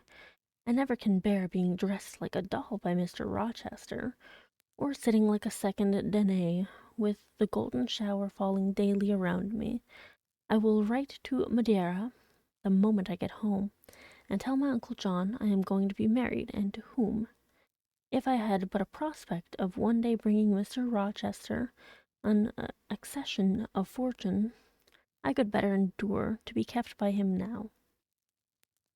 And somewhat relieved by this idea, which I failed not to execute that day, I ventured once more to meet my master's and lover's eye, which most pertinaciously sought mine. Though I averted both face and gaze, he smiled, and I thought his smile was such as a sultan might, in a blissful and fond moment, bestow on a slave his gold and gems had enriched. She's feeling very awkward about him being rich and, showering her and everything. It's a very valid insecurity for her to have. I crushed his hand, which was ever hunting mine, vigorously, and thrust it back to him, red with passionate pressure. You need not look in that way, I said. If you do, I'll wear nothing but my old Lowood frocks to the end of the chapter. I'll be married in this lilac gingham. You may make a dressing gown for yourself out of the pearl grey silk, and an infinite series of waistcoats out of the black satin. He chuckled, he rubbed his hands. Oh, it is rich to see and hear her, he exclaimed. Is she original? Is she piquant? I would not exchange this one little English girl for the Grand Turk's whole seraglio, gazelle eyes, hoary forms and all. The Eastern allusion bit me again. I'll not stand you an inch in the stead of a seraglio, I said. So don't consider me an equivalent for one. If you have a fancy for anything in that line, away with you, sir, to the bazaars of Stamboul without delay, and lay out in extensive slave purchases some of that spare cash you seem at a loss to spend satisfactorily here. And what will you do, Janet, while I am bargaining for so many tons of flesh and such an assortment of black eyes? Weird. Um, I'll be preparing myself to go out as a missionary to preach liberty to them that are enslaved, your harem inmates amongst the rest. I'll get admitted there, and I'll stir up mutiny, and you, three-tailed bashaw as you are, sir, shall in a trice find yourself fettered amongst our hands. Nor will I, for one, consent to cut your bonds till you have signed a charter, the most liberal that despot ever yet conferred. I would consent to be at your mercy, Jane. I would have no mercy, Mr. Rochester, if you supplicated for it with an eye like that. While you looked so, I should be certain that whatever charter you might grant under coercion, your first act when released would be to violate its conditions. Why, Jane, what would you have? I fear you will compel me to go through a private marriage ceremony, besides that performed at the altar.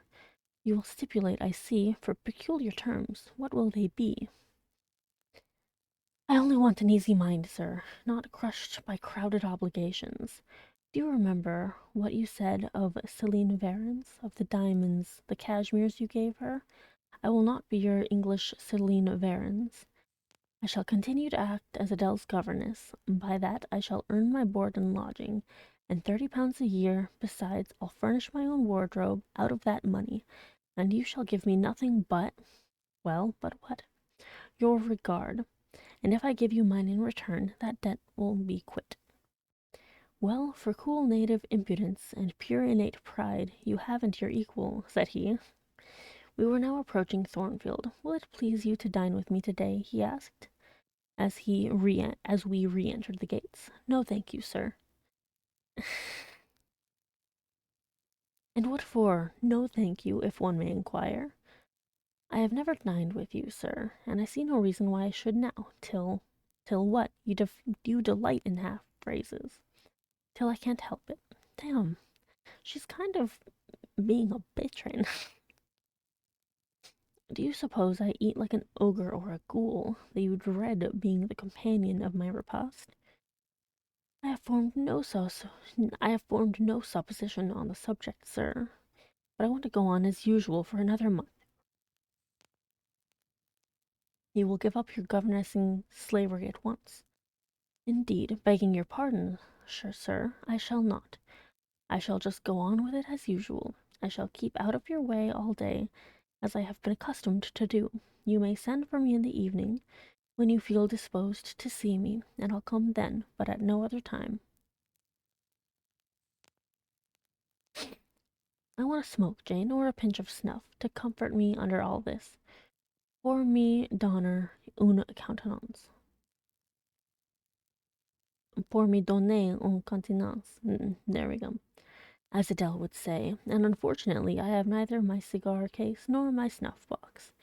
But listen, whisper. Oh, thank you so much for the head pats.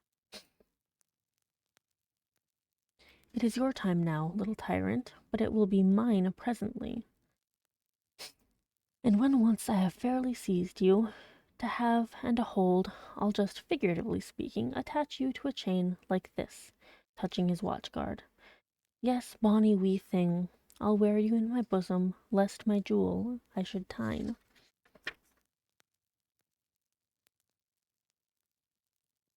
He said this as he helped me to alight from the carriage, and while he afterwards lifted out Adele, I entered the house and made good my retreat upstairs. He duly summoned me to his presence in the evening. I had prepared an occupation for him, for I was determined not to spend the whole time in a tete-a-tete conversation. I remembered his fine voice. I knew he liked to sing. Good singers generally do. I was no vocalist myself, and, in his fastidious judgment, no musician either. But I delighted in listening when the performance was good. No sooner had twilight, the hour of romance, began to lower her blue and starry banner over the lattice, than I rose, opened the piano, and entreated him, for the love of heaven, to give me a song. He said I was a capricious witch, and that he would rather sing another time, but I averted that no time was like the present. Did I like his voice? He asked. Very much. I was not fond of pampering that susceptible vanity of his, but for once, and from motives of expediency, I would e'en soothe and stimulate it. Then, Jane, you must play the accompaniment. Very well, sir, I will try. I did try, but was presently swept off the stool and denominated a little bungler, being pushed unceremoniously to one side, which was precisely what I wished. He usurped my place and proceeded to accompany himself, for he could play as well as sing. I hied me to the window recess, and while I sat there and looked out on the still trees and dim lawn, to a sweet air was sung, in mellow tones, the following strain. The truest love that ever heart felt at its kindled core, did through each vein in quickened start the tide of being pour. Her coming was my hope each day, her parting was my pain. The chance that did her steps delay was ice in every vein. I dreamed it would be nameless bliss, as I loved to be, and to this object did I press, as blind as eagerly. But wide and pathless was the space that lay our lives between, and dangerous as the foamy race of ocean surges green, and haunted as a robber path through wilderness or wood, for might and right and woe and wrath between our spirits stood. I danger stared, I hindrance scorned, I omens did defy. Whatever menaced, harassed, warned, I passed impetuous by. On sped my rainbow, fast as light, I flew as in a dream, for glorious rose upon my sight that child of shower and gleam. Still bright on clouds of suffering dim shines that soft solemn joy, nor care I now how dense and grim disasters gather nigh. I care not in this moment's sweet, though all I have rushed o'er should come on pinion strong and fleet, claiming vengeance sore. Though haughty hate should strike me down, right bar approach to me, and grinding might with furious frown where endless enmity. My love has placed her little hand with noble faith in mine, and vowed that wedlock's sacred band our nature shall entwine. My love has sworn with sealing kiss, with me to live, to die. I have at last my nameless bliss, as I love, loved am I. It's so cute.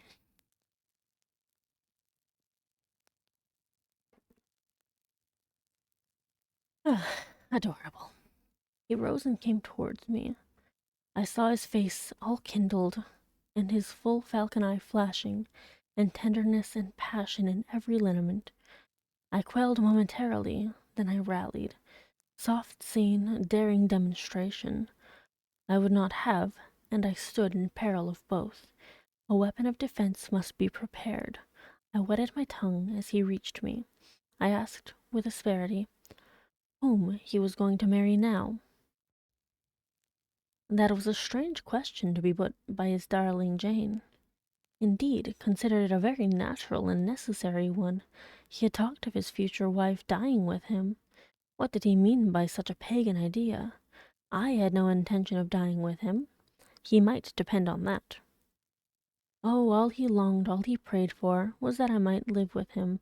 Death was not as for such as I. Indeed it was. I had as good a right to die when my time came as he had, but I should bide that time, and not be hurried away in a suite. Would I forgive him for the selfish idea, and prove my pardon by a reconciling kiss? No, I would rather be excused. Here I heard myself apostrophized as a hard little thing, and it was added, any other woman would have been melted to marrow at hearing such stanzas crooned in her praise. I assured him I was naturally hard, very flinty, and that he would often find me so, and that, moreover, I was determined to show him divers rugged points in my character before the ensuing 4 weeks elapsed. He should know fully what sort of a bargain he had made, while there was yet time to rescind it. Would I be quiet and talk rationally?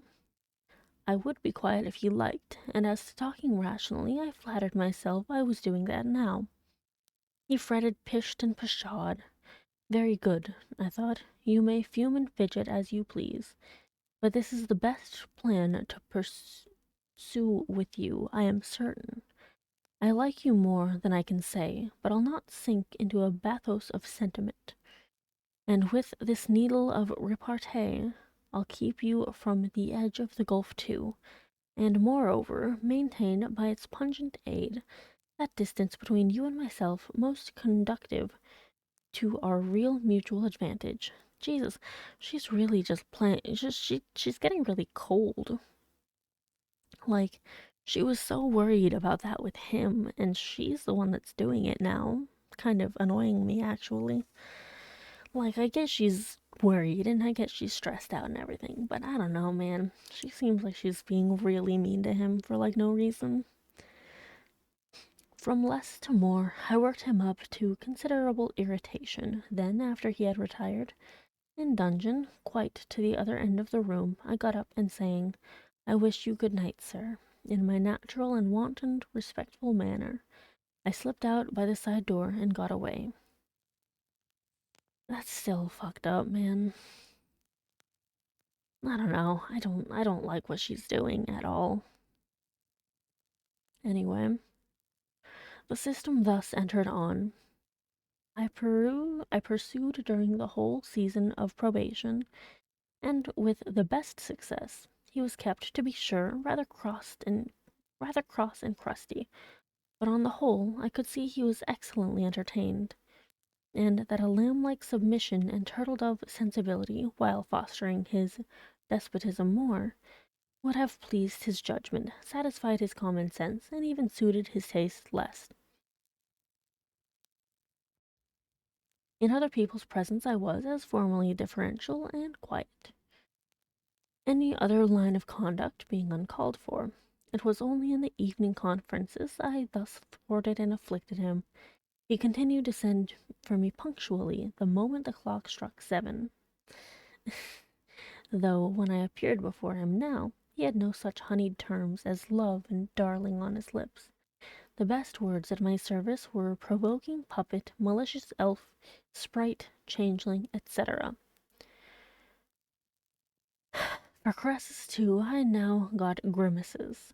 For a pressure of the hand, a pinch of the arm, for a kiss on the cheek, a severe tweak of the ear.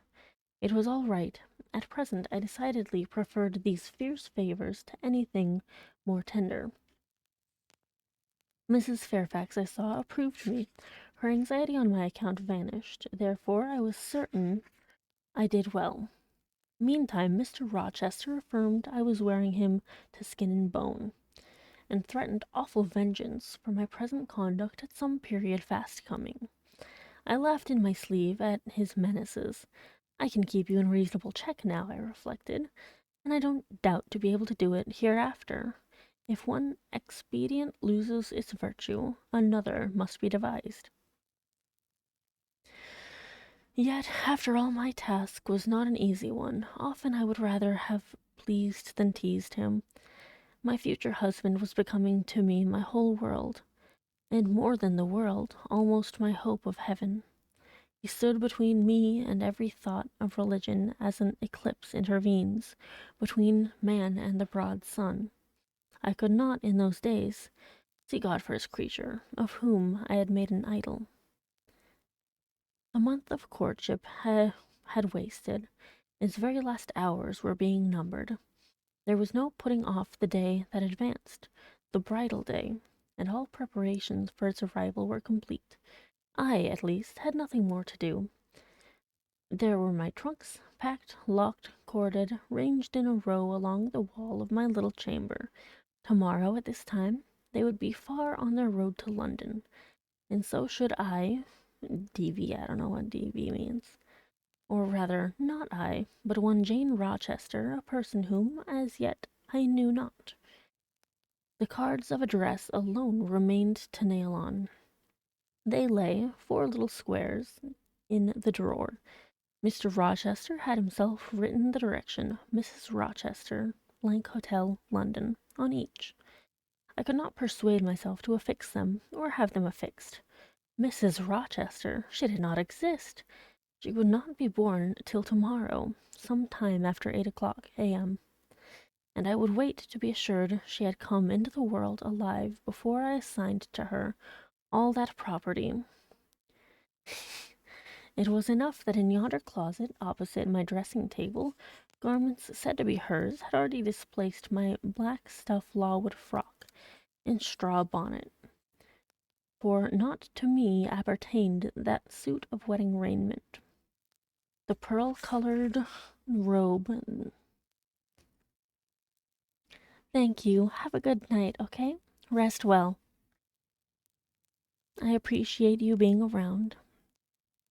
The vapory veil pendant from the usurped portmanteau. Oh my god. I shut the closet to conceal the strange wraith-like apparel it contained, which, at this evening hour, 9 o'clock, gave out certainly a most ghostly shimmer through the shadow of my apartment. I will leave you by yourself, white dream, I said. I am feverish. I hear the wind blowing. I will go out of doors and feel it. It was not only the hurry of preparation that made me feverish, not only the anticipation of the great change, the new life which was to commence tomorrow. Both these circumstances had their share, doubtless, in producing that restless, excited mood which hurried me forth at this late hour into the darkening grounds. But a third cause influenced my mind more than they.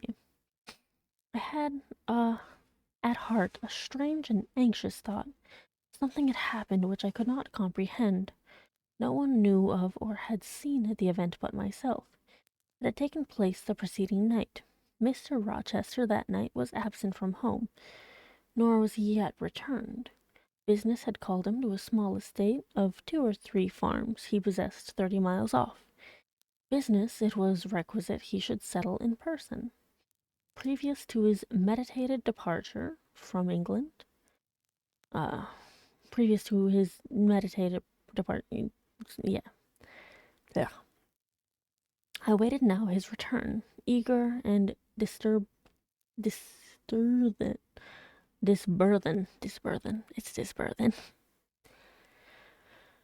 eager to disburthen my mind, and to seek him the solution of the enigma that perplexed me. Stay still, he comes, reader, and when I disclose my secret to him, you shall share the confidence. I sought the orchard, driven to its shelter by the wind, which all day had blown strong and full from the south, without, however, bringing a speck of rain. Instead of subsiding as night drew on, it seemed to augment its rush and deepen its roar. The trees blew steadfastly one way, never writhing round, and scarcely tossing back their boughs once in an hour. So continuous was the strain bending their branchy heads northward, the clouds drifted from pole to pole, fast following, mass on mass.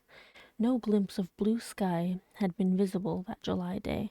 This is very ominous. I'm very worried. It was not without a certain wild pleasure I ran before the wind, delivering my trouble of mind to the measureless air torrent thundering through space. Descending the laurel walk, I faced the wreck of the chestnut tree. It stood black and riven, the trunk split down the center, gasped ghastly. The cloven halves were not broken from each other, for the firm base and strong roots kept them unsundered below, though community of vitality was destroyed. The sap could flow no more. Their great boughs on each side were dead, and next winter's tempests would be sure to fell one or both to earth.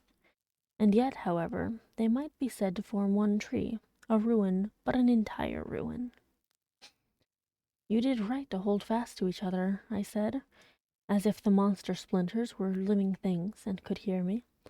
I think, scathed as you look, and charred and scorched, there must be a little sense of life in you yet, rising out of that adhesion at the faithful, honest roots.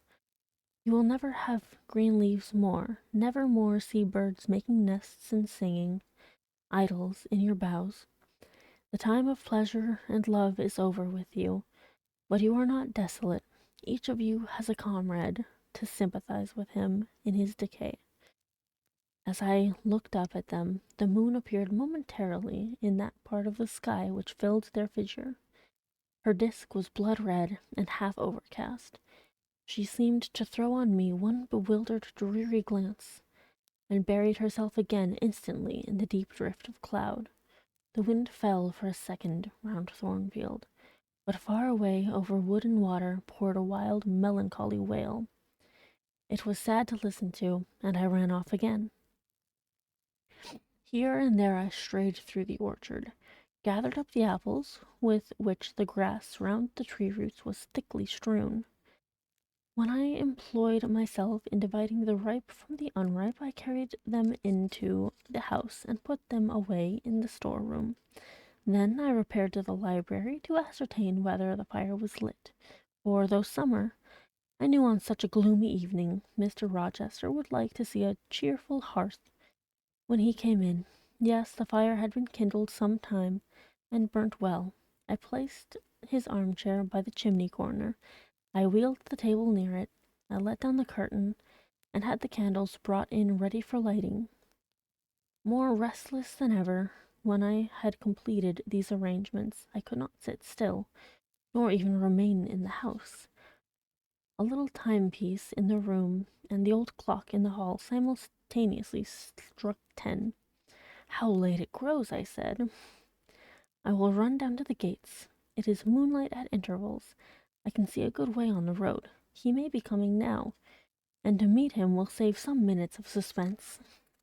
She's like, I just want him to be here now. I'm getting stressed out.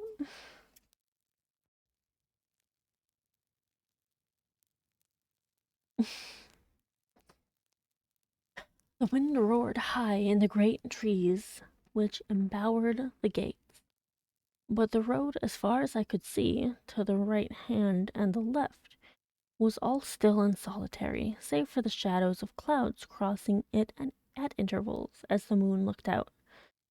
It was but a long pale line unrivalled by one moving speck.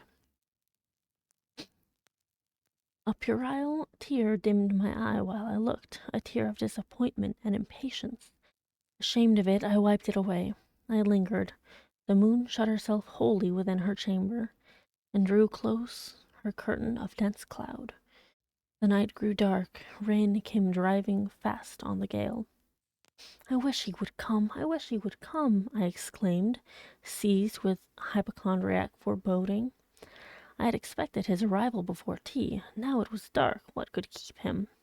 Had an accident happened? The event of last night recurred to me. I interpreted it as a warning of disaster.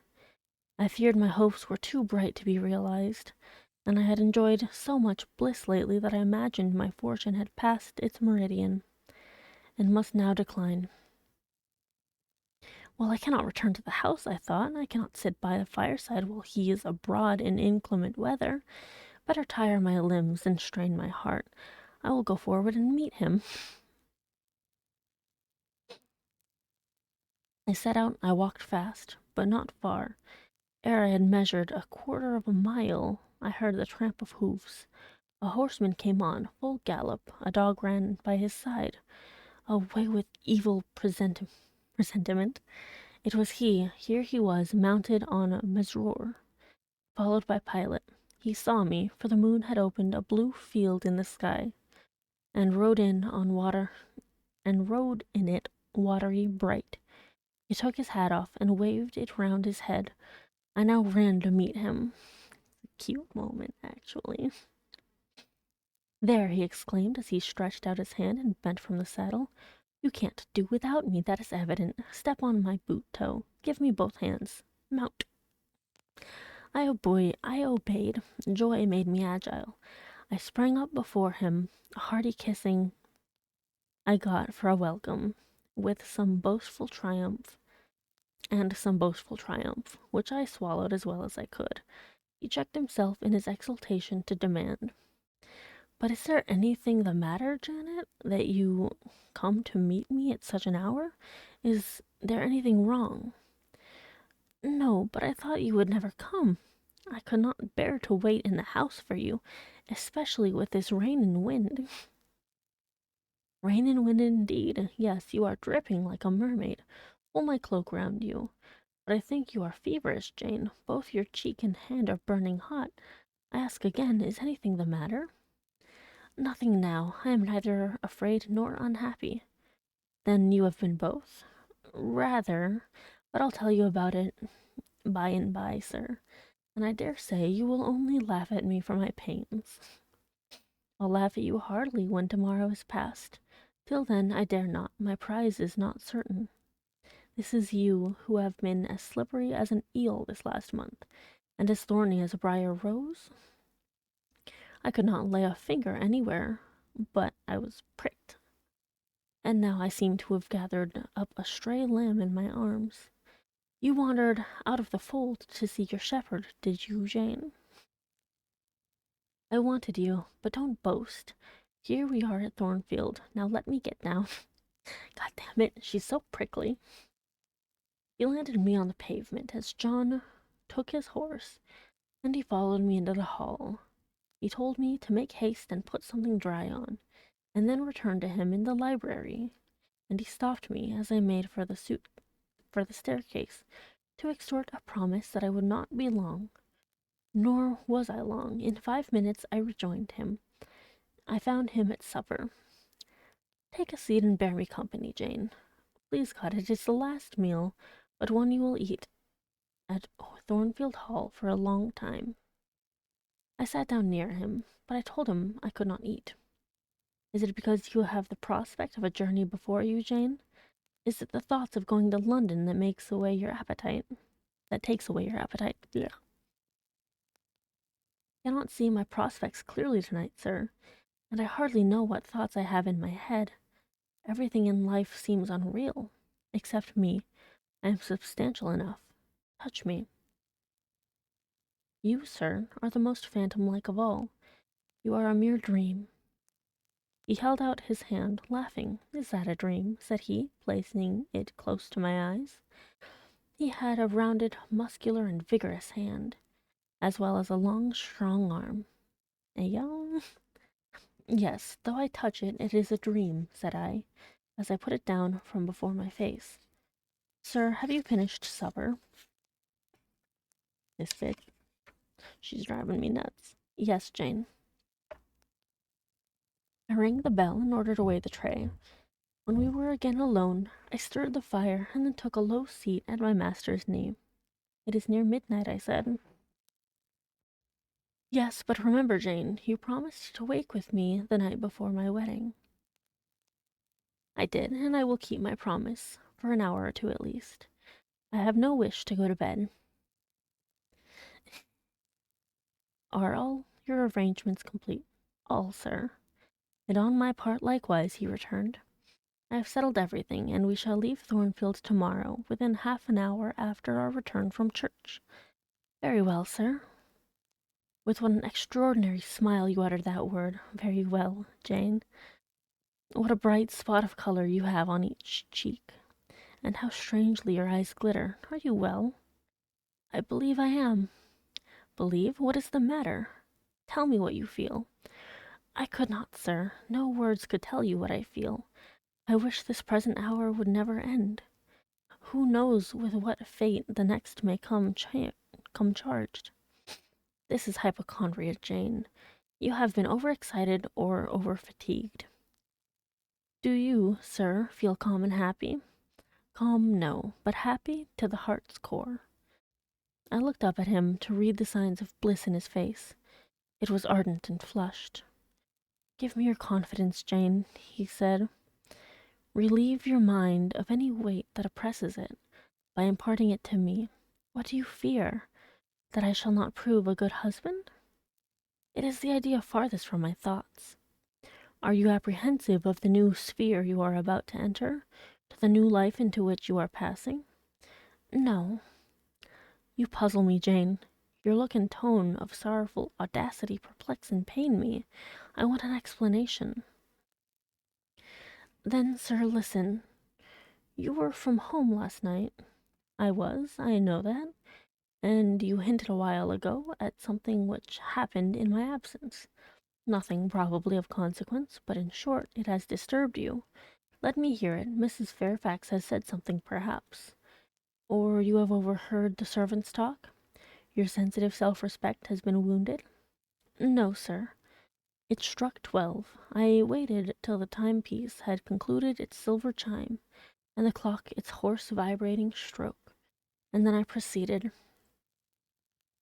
All day yesterday I was very busy and very happy in my ceaseless bustle, for I am not, as you seem to think, troubled by any haunting fears about the new sphere, etc. I think it a glorious thing to have the hope of living with you, because I love you. No, sir, don't caress me now. Let me talk undisturbed. Yesterday I trusted well in Providence, and believed that events were working together for your good and mine. It was a fine day, if you recollect. The calmness of the air and sky forbade apprehensions respecting your safety or comfort on your journey. I walked a little while on the pavement after tea, thinking of you, and beheld you in imagination so near me. I scarcely missed your actual presence. I thought of the life that lay before me, your life, sir, an existence more expansive and stirring than my own, as much more so as the depths of the sea to which the brook runs, than the shallows of its own straight channel. I wondered why moralists call this world a dreary wilderness. For me it blossomed like a rose. Just at sunset, the air turned cold and the sky cloudy. I went in. Sophie called me upstairs to look at my wedding dress, which they had just brought, and under it, in the box, I found your present, the veil which, in your princely extravagance, you sent for from London, resolved, I suppose, since I would not have jewels, to cheat me into accepting something as costly.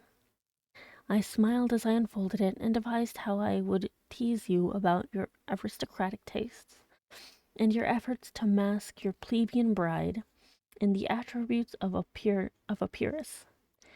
I thought how I would carry down to you the square of unembroidered blonde I had myself prepared as a covering for my low-born head, and ask if that was not good enough for a woman who could bring her husband neither fortune, beauty, nor connections. I saw plainly how you would look, and heard your impetuous republican answers, and your haughty disavowal of any necessity on your part to augment your wealth, or elevate your standing, by marrying either a purse or a coronet. How well you read me, you witch, interposed Mr. Rochester. But what did you find in that veil besides embroidery? Did you find poison or a dagger that you look so mournful now? I know, right? It's like, what the fuck? He's not doing anything wrong. No, sir. Besides, the delicacy and richness of the fabric. I found nothing save Fairfax Rochester's pride. And that did not scare me, because I am used to the sight of the demon. But, sir, as it grew dark, the wind rose. It blew yesterday evening, not as it blows now, wild and high, but with a sullen moaning sound, far more eerie.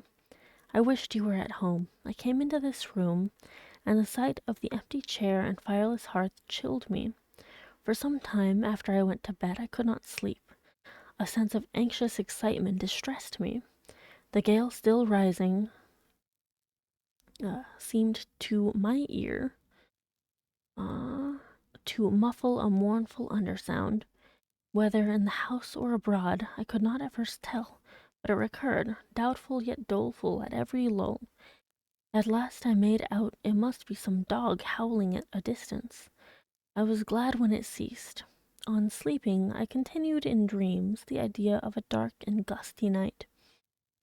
I continued also the wish to be with you, and experienced a strange, regretful consciousness of some barrier dividing us. During all my first sleep, I was following the windings of an unknown road. The windings of an unknown road. She kept talking about wind, so I kind of assumed she was going to talk more about wind. Anyway, I followed the windings of an unknown road. Total obscurity environed me. Rain pelted me. I was burdened with the charge of a little child, a very small creature, too young and feeble to walk, and which shivered in my cold arms, and wailed piteously in my ear. I thought, sir, that you were on the road a long way before me, and I strained every nerve to overtake you, and made effort on effort to utter your name and entreat you to stop. But my movements were fettered, and my voice still died away inarticulate, while you, I felt, withdrew farther and farther every moment. And these dreams weigh on your spirits now, Jane, when I am close to you?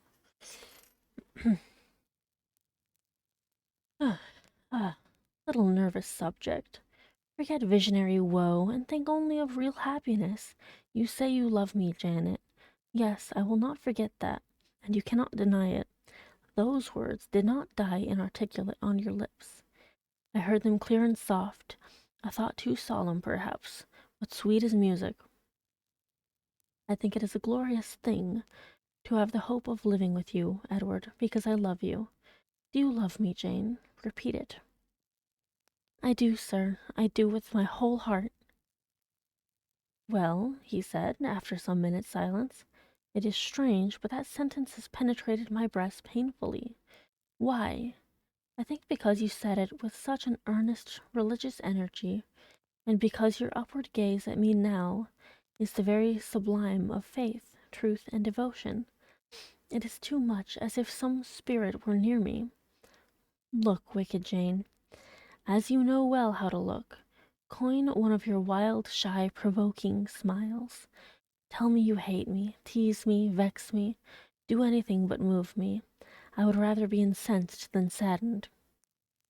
I will tease you and vex you to your heart's content when I have finished my tale, but hear me to the end. I thought, Jane, you had told me all. I thought I found the source of your melancholy in a dream. I shook my head. What? Is there more? But I will not believe it to be anything important. I warn you of incredulity beforehand. Go on. The disquietude of his air, the somewhat apprehensive impatience of his manner surprised me, but I proceeded. I dreamt another dream, sir. That Thornfield Hall was a dreary ruin, the retreat of bats and owls.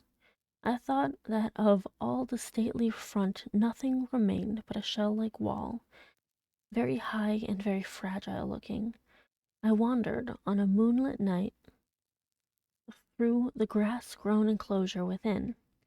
Here I stumbled over a marble hearth, and there over a fallen fragment of cornice.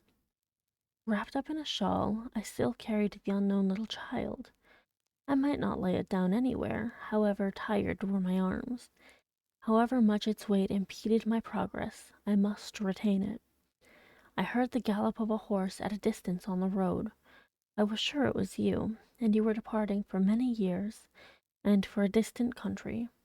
I climbed the thin wall with frantic, perilous haste, eager to catch one glimpse of you from the top. The stones rolled from under my feet, the ivy branches I grasped gave way. The child clung round my neck in terror, and almost strangled me. At last I gained the summit. I saw you like a speck on a white track, lessening every moment. The last blew something so strong I could not stand. I sat down on the narrow ledge. I hushed the scared infant in my lap. You turned an angle of the road. I bent forward to take a last look. The wall crumbled. I was shaken. The child rolled from my knee. I lost my balance, fell, and woke.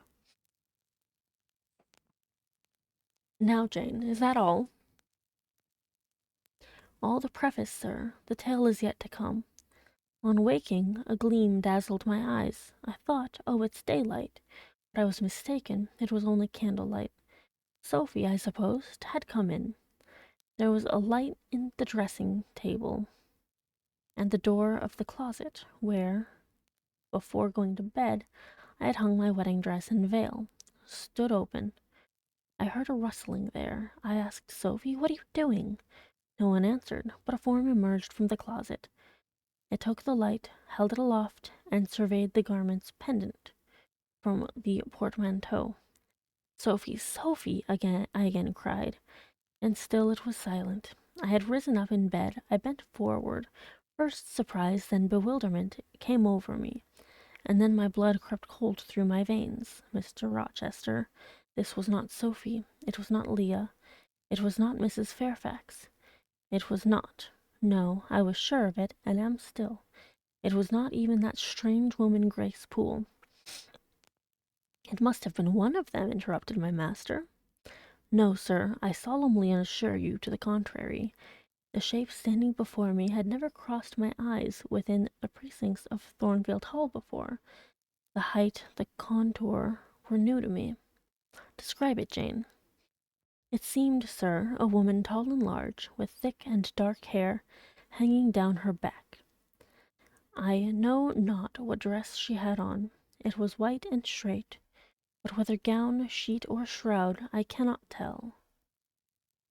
Did you see her face? Not at first, but presently she took my veil from its place. She held it up, gazed at it long, and then she threw it over her own head and turned to the mirror. At that moment I saw the reflection of the visage and features quite distinctly in the dark oblong glass. And how were they? Fearful and ghastly to me. Oh, sir, I never saw a face like it.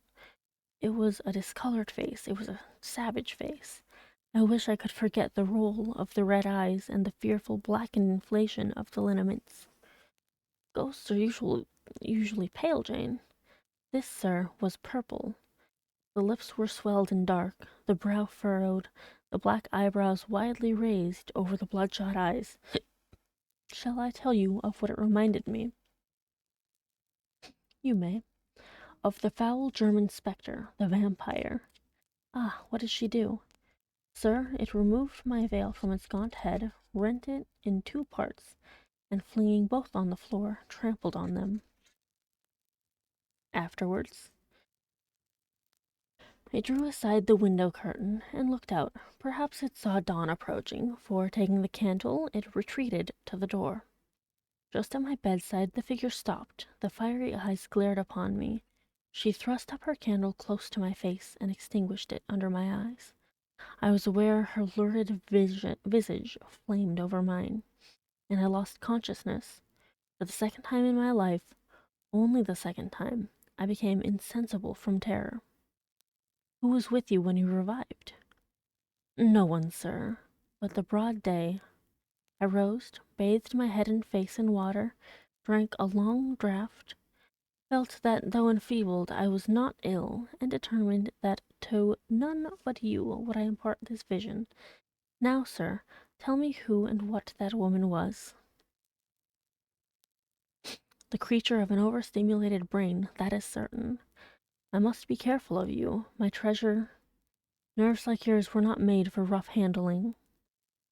Sir, depend on it, my nerves were not in fault. The thing was real, the transaction actually took place. And your previous dreams, were they real too? Is Thornfield Hall a ruin? Am I severed from you by insuperable obstacles? Am I leaving you without a tear, without a kiss, without a word? Not yet. Am I about to do it? Why, the day has already commenced, which is to bind us indissoluble,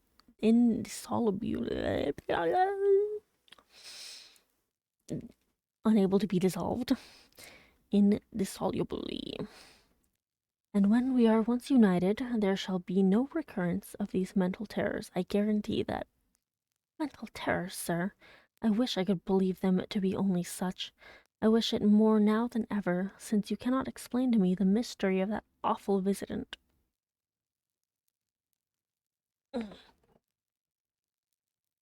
And since I cannot do it, Jane, it must have been unreal. But, sir, when I said so to myself on rising this morning, and when I looked round the room to gather courage and comfort from the cheerful aspect of each familiar object in full daylight, there on the carpet, I saw what gave the distinct lie to my hypothesis, the veil torn from top to bottom in two halves. I felt Mr. Rochester start to shudder. He hastily flung his arms around me. Thank God, he exclaimed, that if anything malignant did come near you last night, it was only the veil that was harmed. Oh, to think what might have happened. Aw, he's just happy she's safe. Oh, that's really adorable. He drew his breath short and strained me so close to him I could scarcely pant. After some minutes' silence, he continued cheerily. Now, Janet, I'll explain to you all about it. It was half dream, half reality. A woman did, I doubt not, enter your room, and that woman must have been Grace Poole. You call her a strange woman. You call her a strange being yourself. From all you know, you have reason so to call her. And waking, no, being yourself, well, you know, reason to call her. What did she do to me? What to Mason? In a state between sleeping and waking, you noticed her entrance and her actions, but feverish, almost delirious as you were, you ascribed to her a goblin appearance, different from her own. The long disheveled hair, the swelled black face, the exaggerated stature were figments of imagination, results of nightmare. The spiteful tearing of the veil was real, and it is like her. I see you would ask why I keep such a woman in my house, when we have been married a year and a day. I will tell you, but not now. Are you satisfied, Jane? Do you accept my solution of the mystery? Interesting. I do wonder why Grace Poole is allowed to be around, because she seems like she needs help. You know? She seems like she genuinely needs help. I reflected, and in truth it appeared to me the only possible one. Satisfied I was not, but to please him I endeavored to appear so. Relieved I certainly did feel, so I answered him with a contented smile, and now, as it was long past 1, I prepared to leave him.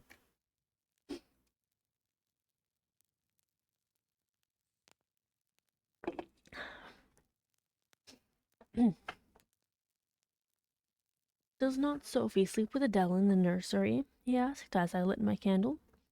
Yes, sir, and there is room enough in Adele's little bed for you. You must share it with her tonight, Jane. It is no wonder that the incident uh you have related should make you nervous, and I would rather you did not sleep alone. Promise me to go to the nursery. I shall be very glad to do so, sir. And fasten the door securely on the inside. Wake Sophie when you go upstairs. under pretense of requesting her to rouse you in good time tomorrow, for you must be dressed and have finished breakfast before 8. And now, no more somber thoughts. Chase dull care away, Janet. Don't you hear to what soft whispers the wind has fallen?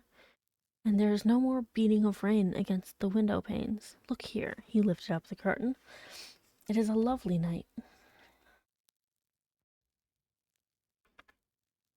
It was. Half heaven was pure and stainless, the clouds now trooping before the wind, which had shifted to the west, were filling the off eastward in long silvered columns. The moon shone peacefully. Well, said Mr. Rochester, gazing inquiringly into my eyes, how is my Janet now? The night is serene, sir, and so am I. And you will not dream of separation and sorrow tonight, but of happy love and blissful union. This prediction was but half fulfilled. I did not indeed dream of sorrow, but as little did I dream of joy, for I never slept at all. With little Adele in my arms, I watched the slumber of childhood, so tranquil, so passionless, so innocent, and waited for the coming day. All my life was awake and astir in my frame, and as soon as the sun rose, I rose too. I remember Adele clung to me as I left her. I remember I kissed her as I loosened her little hands from my neck, and I cried over her with strange emotion, and quitted her because I feared my sobs would break her still sound repose. She seemed the emblem of my past life, and here I was now to array myself to meet the dread but adored type of my unknown future day. I'm so excited.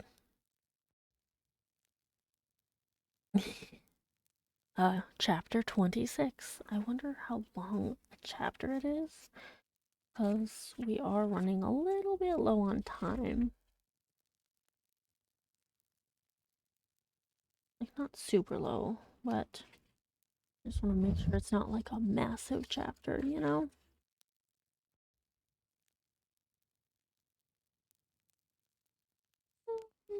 It's 37, 40. It's like 10 pages. I think we can make it. If we can't, we'll just have to. I don't know. Sophie came at 7 to dress me. She was very long indeed in accomplishing her task, and so long that Mr. Rochester, grown, I supposed, impatient of my delay, sent up to ask why I did not come. She was just fastening my veil, the plain square of blonde after all, to my hair with a brooch. I hurried from under her hands as soon as I could. Stop, she cried in French. Look at yourself in the mirror. You have not taken one peep. So I turned at the door. I saw a robed and veiled figure, so unlike my usual self that it seemed almost the image of a stranger. Jane, called a voice as I hastened down. I was received at the foot of the stairs by Mr. Rochester. Lingerer, he said, my brain is on fire with impatience. You tarry so long. He's so excited. I love it. He took me into the dining room, surveyed me keenly all over, pronounced me fair as a lily, and not only the pride of his life, but the desire of his eyes. And then, telling me he would give me but 10 minutes to eat some breakfast, he rang the bell. One of his lately hired servants, a footman, answered it. Is John getting the carriage ready? Yes, sir. Is the luggage brought down? They are bringing it down, sir. Go you to the church. See if Mr. Wood, the clergyman, and the clerk are there. Return and tell me.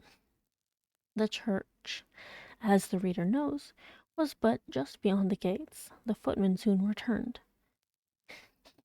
Mr. Wood is in the vestry, sir, putting on his surplice. And the carriage? The horses are harnessing. I love how much he cares. It's actually really adorable. We shall not want it to go to church, but it must be ready the moment we return. All the boxes and luggage arranged and strapped on, and the coachman in his seat. Jane, are you ready? Yes, sir. Jane, are you ready? I rose. There were no groomsmen, no bridesmaids, no relatives to wait for or marshal. None but Mr. Rochester and I. Mrs. Fairfax stood in the hall as we passed. I would fain have spoken to her, but my hand was held by a grasp of iron. I was hurried along by a stride I could hardly follow, and to look at Mr. Rochester's face was to feel that not a second of delay would be tolerated for any purpose. I wonder what other bridegroom ever looked as he did, so bent up to a purpose, so grimly resolute, or who, under such steadfast brows, ever revealed such flaming and flashing eyes. I know not whether the day was fair or foul. In descending the drive, I gazed neither on sky nor earth. My heart was with my eyes, and both seemed migrated into Mr. Rochester's frame. I wanted to see the invisible thing on which, as we went along, he appeared to fasten a glance fierce and fell. I wanted to feel the thoughts whose force he seemed breasting and resisting. At the churchyard wicket he stopped. He discovered I was quite out of breath. "Am I cruel in my love?" he said. "Delay an instant. Lean on me, Jane. Ah." And now I can recall the picture of the grey old house of God rising calm before me, of a rook wheeling round the steeple, of a ruddy morning sky beyond. I remember something, too, of the green grave mounds, and I have not forgotten either two figures of strangers straying amongst the low hillocks, and reading the mementos graven on the few mossy headstones. I noticed them because, as they saw us, they passed round to the back of the church, and I doubted not they were going to enter by the side aisle door and witness the ceremony. By Mr. Rochester they were not observed. He was earnestly looking at my face, from which the blood had, I dare say, momentarily fled, for I felt my forehead dewy and my cheeks and lips cold. When I rallied, which I soon did, he walked gently with me up the path to the porch. We entered the quiet and humble temple. The priest waited in his white surplice at the lowly altar, the clerk beside him. All was still. Two shadows only moved in a remote corner. My conjecture had been correct. The strangers had slipped in before us, and they now stood by the vault of Mr. Rochester's, their backs towards us, viewing through the rails the old-time stained marble tomb, where a kneeling angel guarded the remains of Dahmer, maybe? I don't know, de Rochester, slain at Marston Moor in the time of the Civil Wars, and of Elizabeth his wife. Our place was taken at the communion rails. Hearing a cautious step behind me, I glanced over my shoulder. One of the strangers, a gentleman evidently, was advancing up the chancel. The service began, the explanation of the intent of matrimony was gone through, and then the clergyman came a step further forward, and, bending slightly toward Mr. Rochester, went on.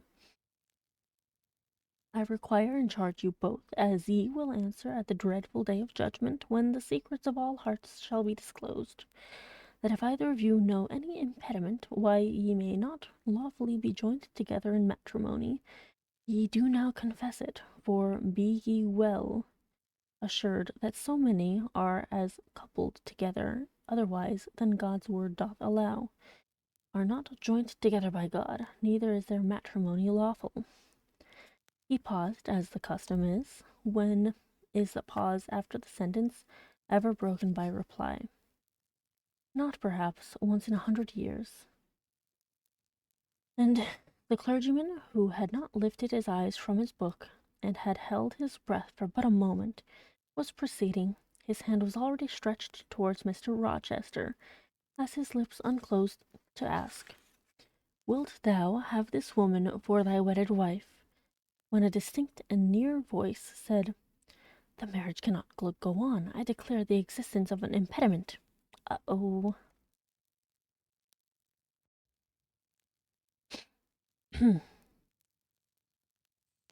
Oh no.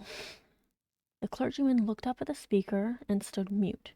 The clerk did the same. Mr. Rochester moved slightly, as if an earthquake had rolled under his feet.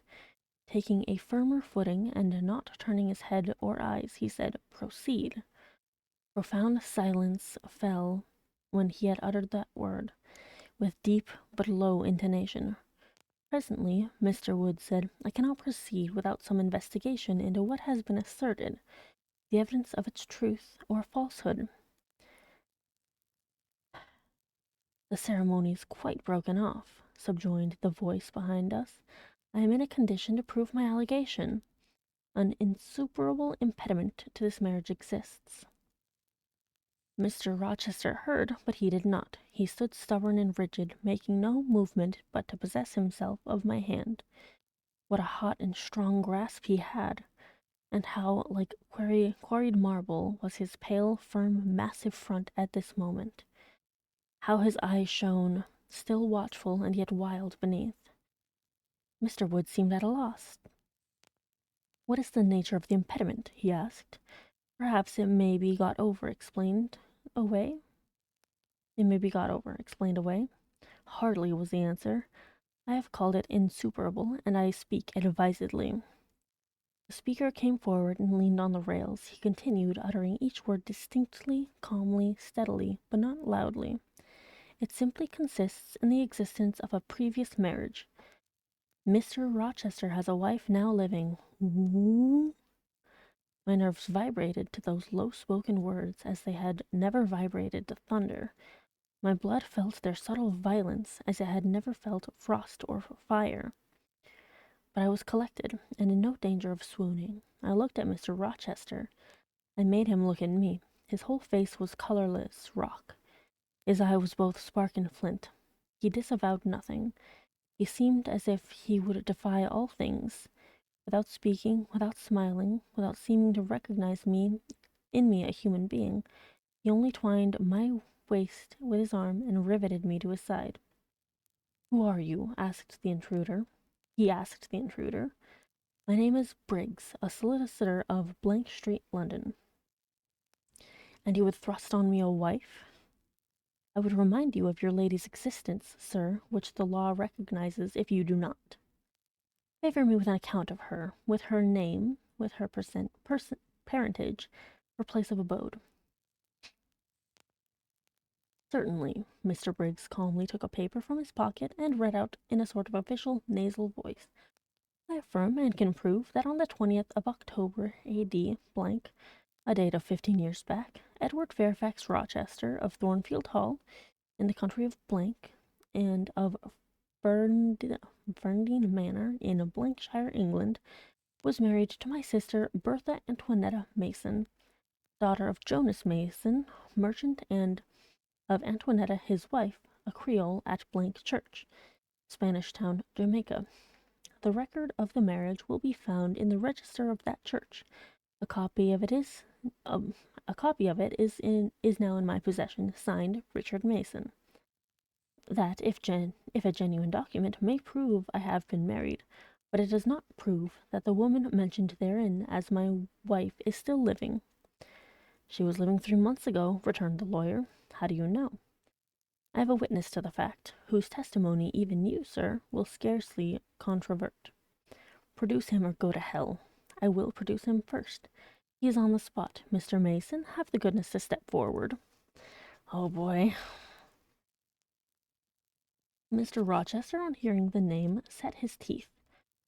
He experienced, too, a sort of strong convulsive quiver. Near to him as I was, I felt the spasmodic movement of fury or despair run through his frame. The second stranger, who had hitherto lingered in the background, now drew near. A pale face looked over the solicitor's shoulder. Yes, it was Mason himself. Mr. Rochester turned and glared at him. His eye, as I have often said, was a black eye. It had now a tawny, nay, a bloody light in its gloom, and his face flushed, olive cheek and hueless forehead received a glow as from spreading, ascending heart fire, and he stirred, lifted his strong arm. He could have struck Mason, dashed him on the church floor, shocked by a ruthless blow the breath from his body, But Mason shrank away and cried faintly, "Good God!" Contempt fell cool on Mr. Rochester. His passion died as if a blight had shriveled it up. He only asked, "What have you to say?" An inaudible reply escaped Mason's white lips. "The devil is in it if you cannot answer directly. I again demand, what have you to say?" "Sir, sir," interrupted the clergyman, "do not forget you are in a sacred place."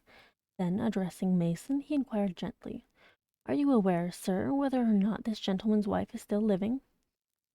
"Courage," urged the lawyer. "Speak out." She is now living at Thornfield Hall," said Mason, in more articulate tones. "I saw her there last April. I am her brother." "At Thornfield Hall!" said the clergyman. "Impossible! I am an old resident in the neighborhood, sir, and I never heard of a Mrs. Rochester at Thornfield Hall." I saw a grim smile contort Mr. Rochester's lips, and he muttered, "No, by God, I took care that none should hear of it, or of her under that name." He mused. For 10 minutes he held counsel with himself. He formed his resolve and announced it. "Enough! All shall bolt out at once, like the bullet from the barrel. Wood, close your book and take off your surplice. John Green," to the clerk, "leave the church. There will be no wedding today." The man obeyed. "Damn." Mr. Rochester continued, heartily and recklessly, "Bigamy is an ugly word. I mean, however, to be a bigamist. But fate has outmaneuvered me, or Providence has checked me. Perhaps the last. I am little better than a devil at this moment, and, as my pastor there would tell me, deserve no doubt the sternest judgments of God, even to the quenchless fire and deathless worm. Gentlemen, my plan is broken up. What this lawyer and his client say is true. I have been married, and the woman to whom I was married lives. You say you never heard of a Mrs. Rochester at the house up yonder, Wood, but I dare say you have many a time inclined your ear to gossip about the mysterious lunatic kept there under watch and ward. Some have whispered to you that she is my bastard half-sister, some my cast-off mistress. I now inform you that she is my wife, whom I married 15 years ago, Bertha Mason by name, sister of this resolute personage, who is now, with his quivering limbs and white cheeks, showing you what a stout heart men may bear. Cheer up, Dick. Never fear me. I'd almost as soon strike a woman as you. Bertha Mason is mad, and she came of a mad family, idiots and maniacs through 3 generations. Her mother was both a madwoman and a drunkard, as I found out after I had wed the daughter, for they were silent on family secrets before. Bertha, like a dutiful child, copied her parent in both points. I had a charming partner, pure, wise, modest. You can fancy I was a happy man. I went through rich scenes. Oh, my experience has been heavenly if you only knew it. But I owe you no further explanation. Briggs, Wood, Mason, I invite you all to come up to the house and visit Mrs. Boole's patient and my wife. You shall see what sort of a being I was cheated into espousing, and judge whether or not I had a right to break the compact, and seek sympathy with something at least human.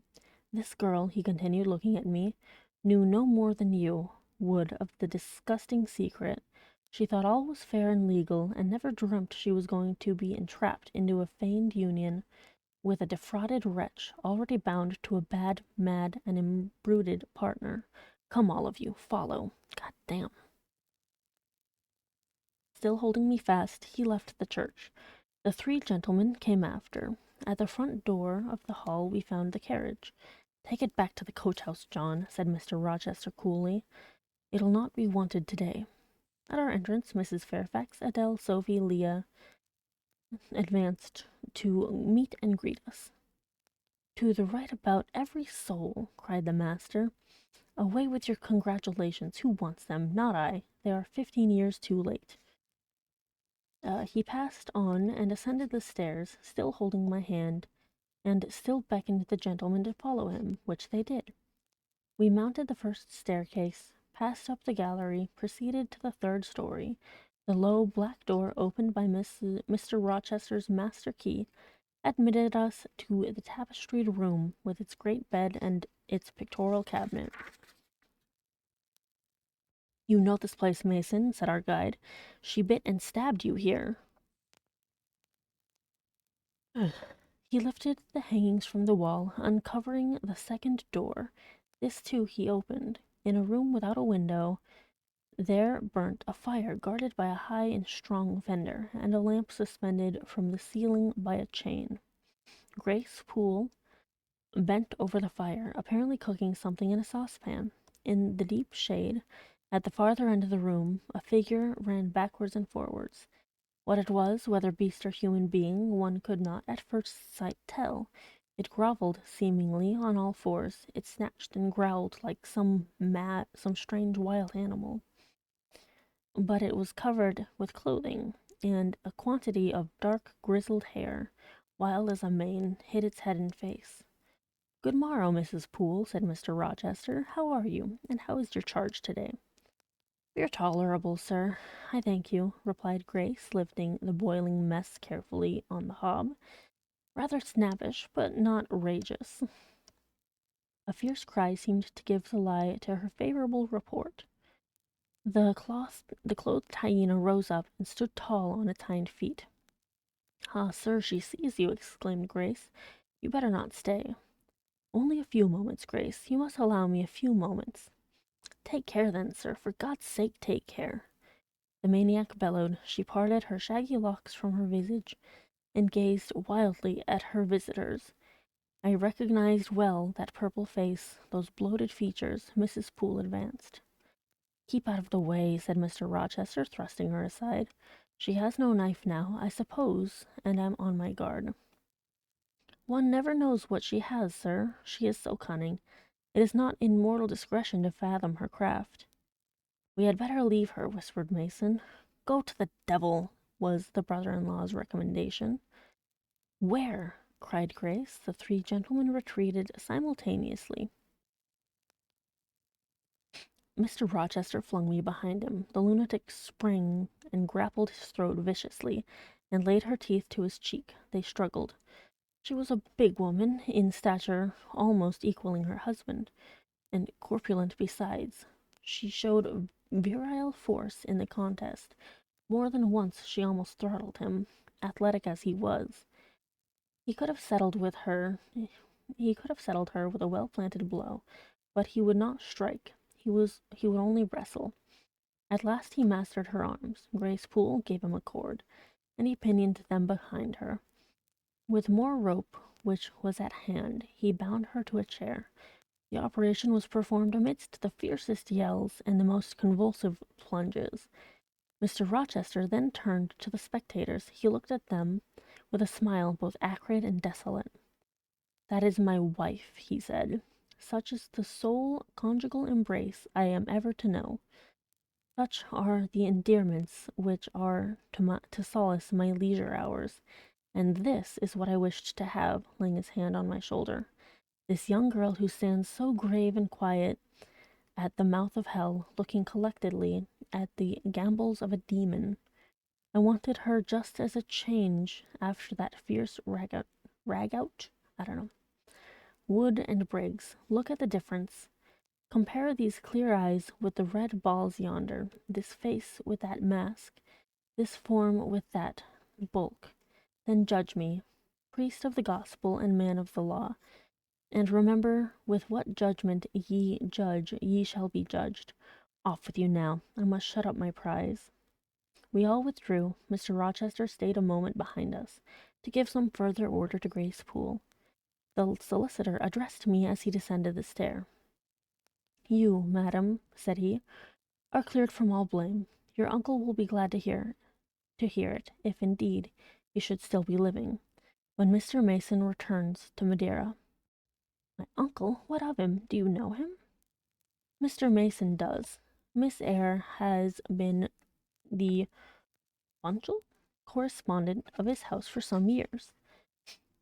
When your uncle received your letter intimating the contemplated union between yourself and Mr. Rochester, Mr. Mason, who was staying at Madeira to recruit his health on his way back to Jamaica, happened to be with him.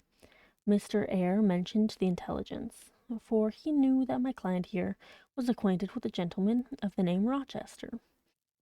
Mr. Mason, astonished and distressed as you may suppose, revealed the real state of matters. Your uncle, I am sorry to say, is now on a sick bed, from which, considering the nature of his disease, decline, and the stage it has reached, it is unlikely he will ever rise.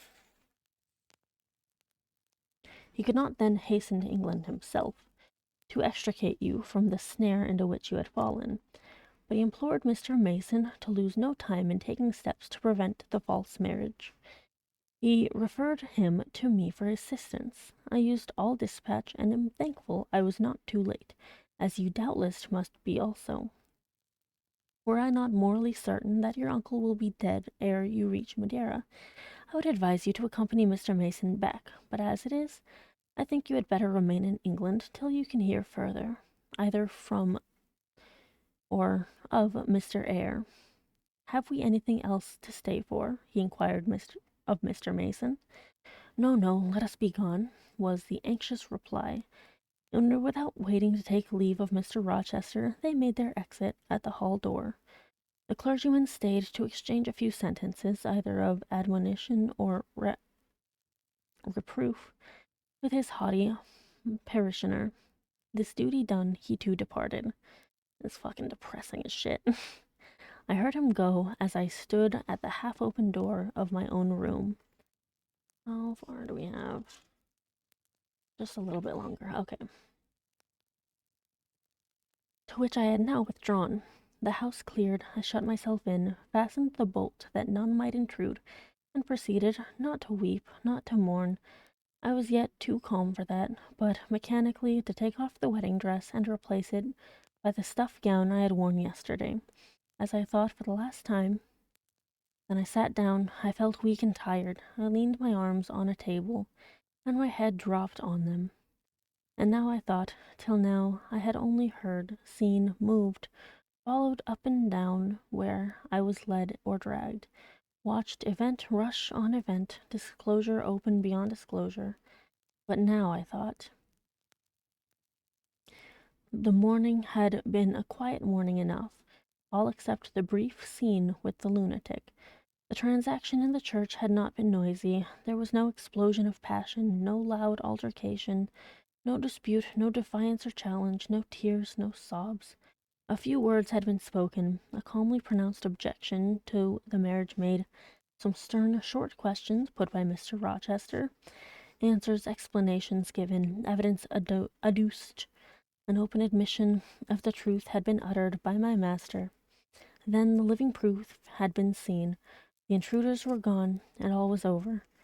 I was in my own room as usual, just myself, without obvious change. Nothing had smitten me, or scathed me, or maimed me. And yet, where was the Jane Eyre of yesterday? Where was her life? Where were her prospects?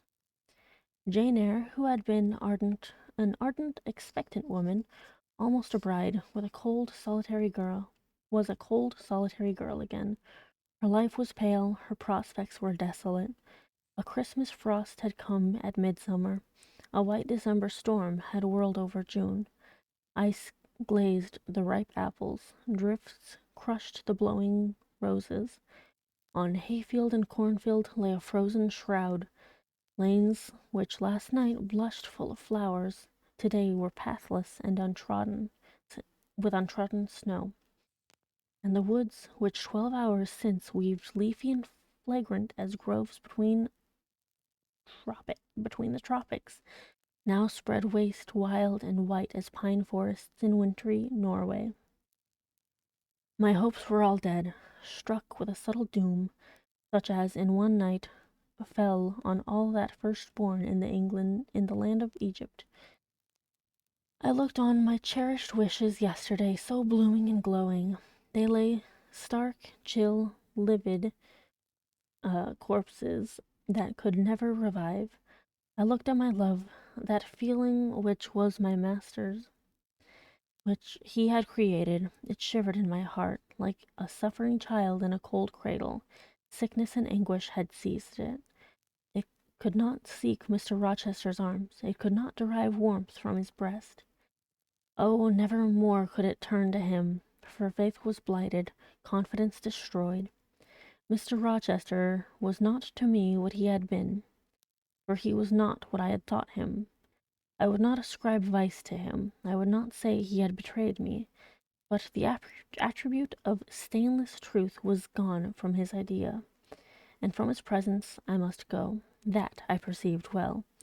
When, how, whither, I could not yet discern. But he himself, I doubted not, would hurry me from Thornfield. Real affection, it seemed, he could not have for me. It had been only fitful passion that was balked. He would want me no more. I should fear even to cross his path now. My view must be hateful to him. Oh, how blind had been my eyes, how weak my conduct. My eyes were covered and closed. Eddying darkness seemed to swim around me, and reflection came in as black and focused a flow, self-abandoned, relaxed, and effortless. I seemed to have laid me down in the dried-up bed of a great river. I heard a flood loosened in remote mountains, and felt the torrent come. To rise I had no will. To flee I had no strength. I lay faint, longing to be dead. One idea only still throbbed lifelike within me, a remembrance of God. It begot an unuttered prayer. These words went wandering up and down in my rayless mind, as something that should be whispered, but no energy was found to express them. Be not far from me, for trouble is near, there is none to help. It was near, and I had lifted no petition to heaven to avert it. As I had neither joined my hands, nor bent my knees, nor moved my lips, it came. A full heavy swing the torrent poured over me. The whole consciousness of my life lorn, my love lost, my hope quenched, my faith death-struck, swayed full and mighty above me, in one sullen mass. That bitter hour cannot be described. In truth, the waters came into my soul. I sank in deep mire. I felt no standing. I came into deep waters. The floods overflowed me. God damn. Well, that was a dramatic few chapters. I'm going to have to contemplate that for a little bit. Damn. What a twist. That's, wild. Anyway, yeah, thank you all for coming. I will see you on Thursday with more Yakuza Kiwami. Hopefully there's no crazy fucking twists like in today. I hope you all enjoyed. Have a good day. Bye bye. Bye bye.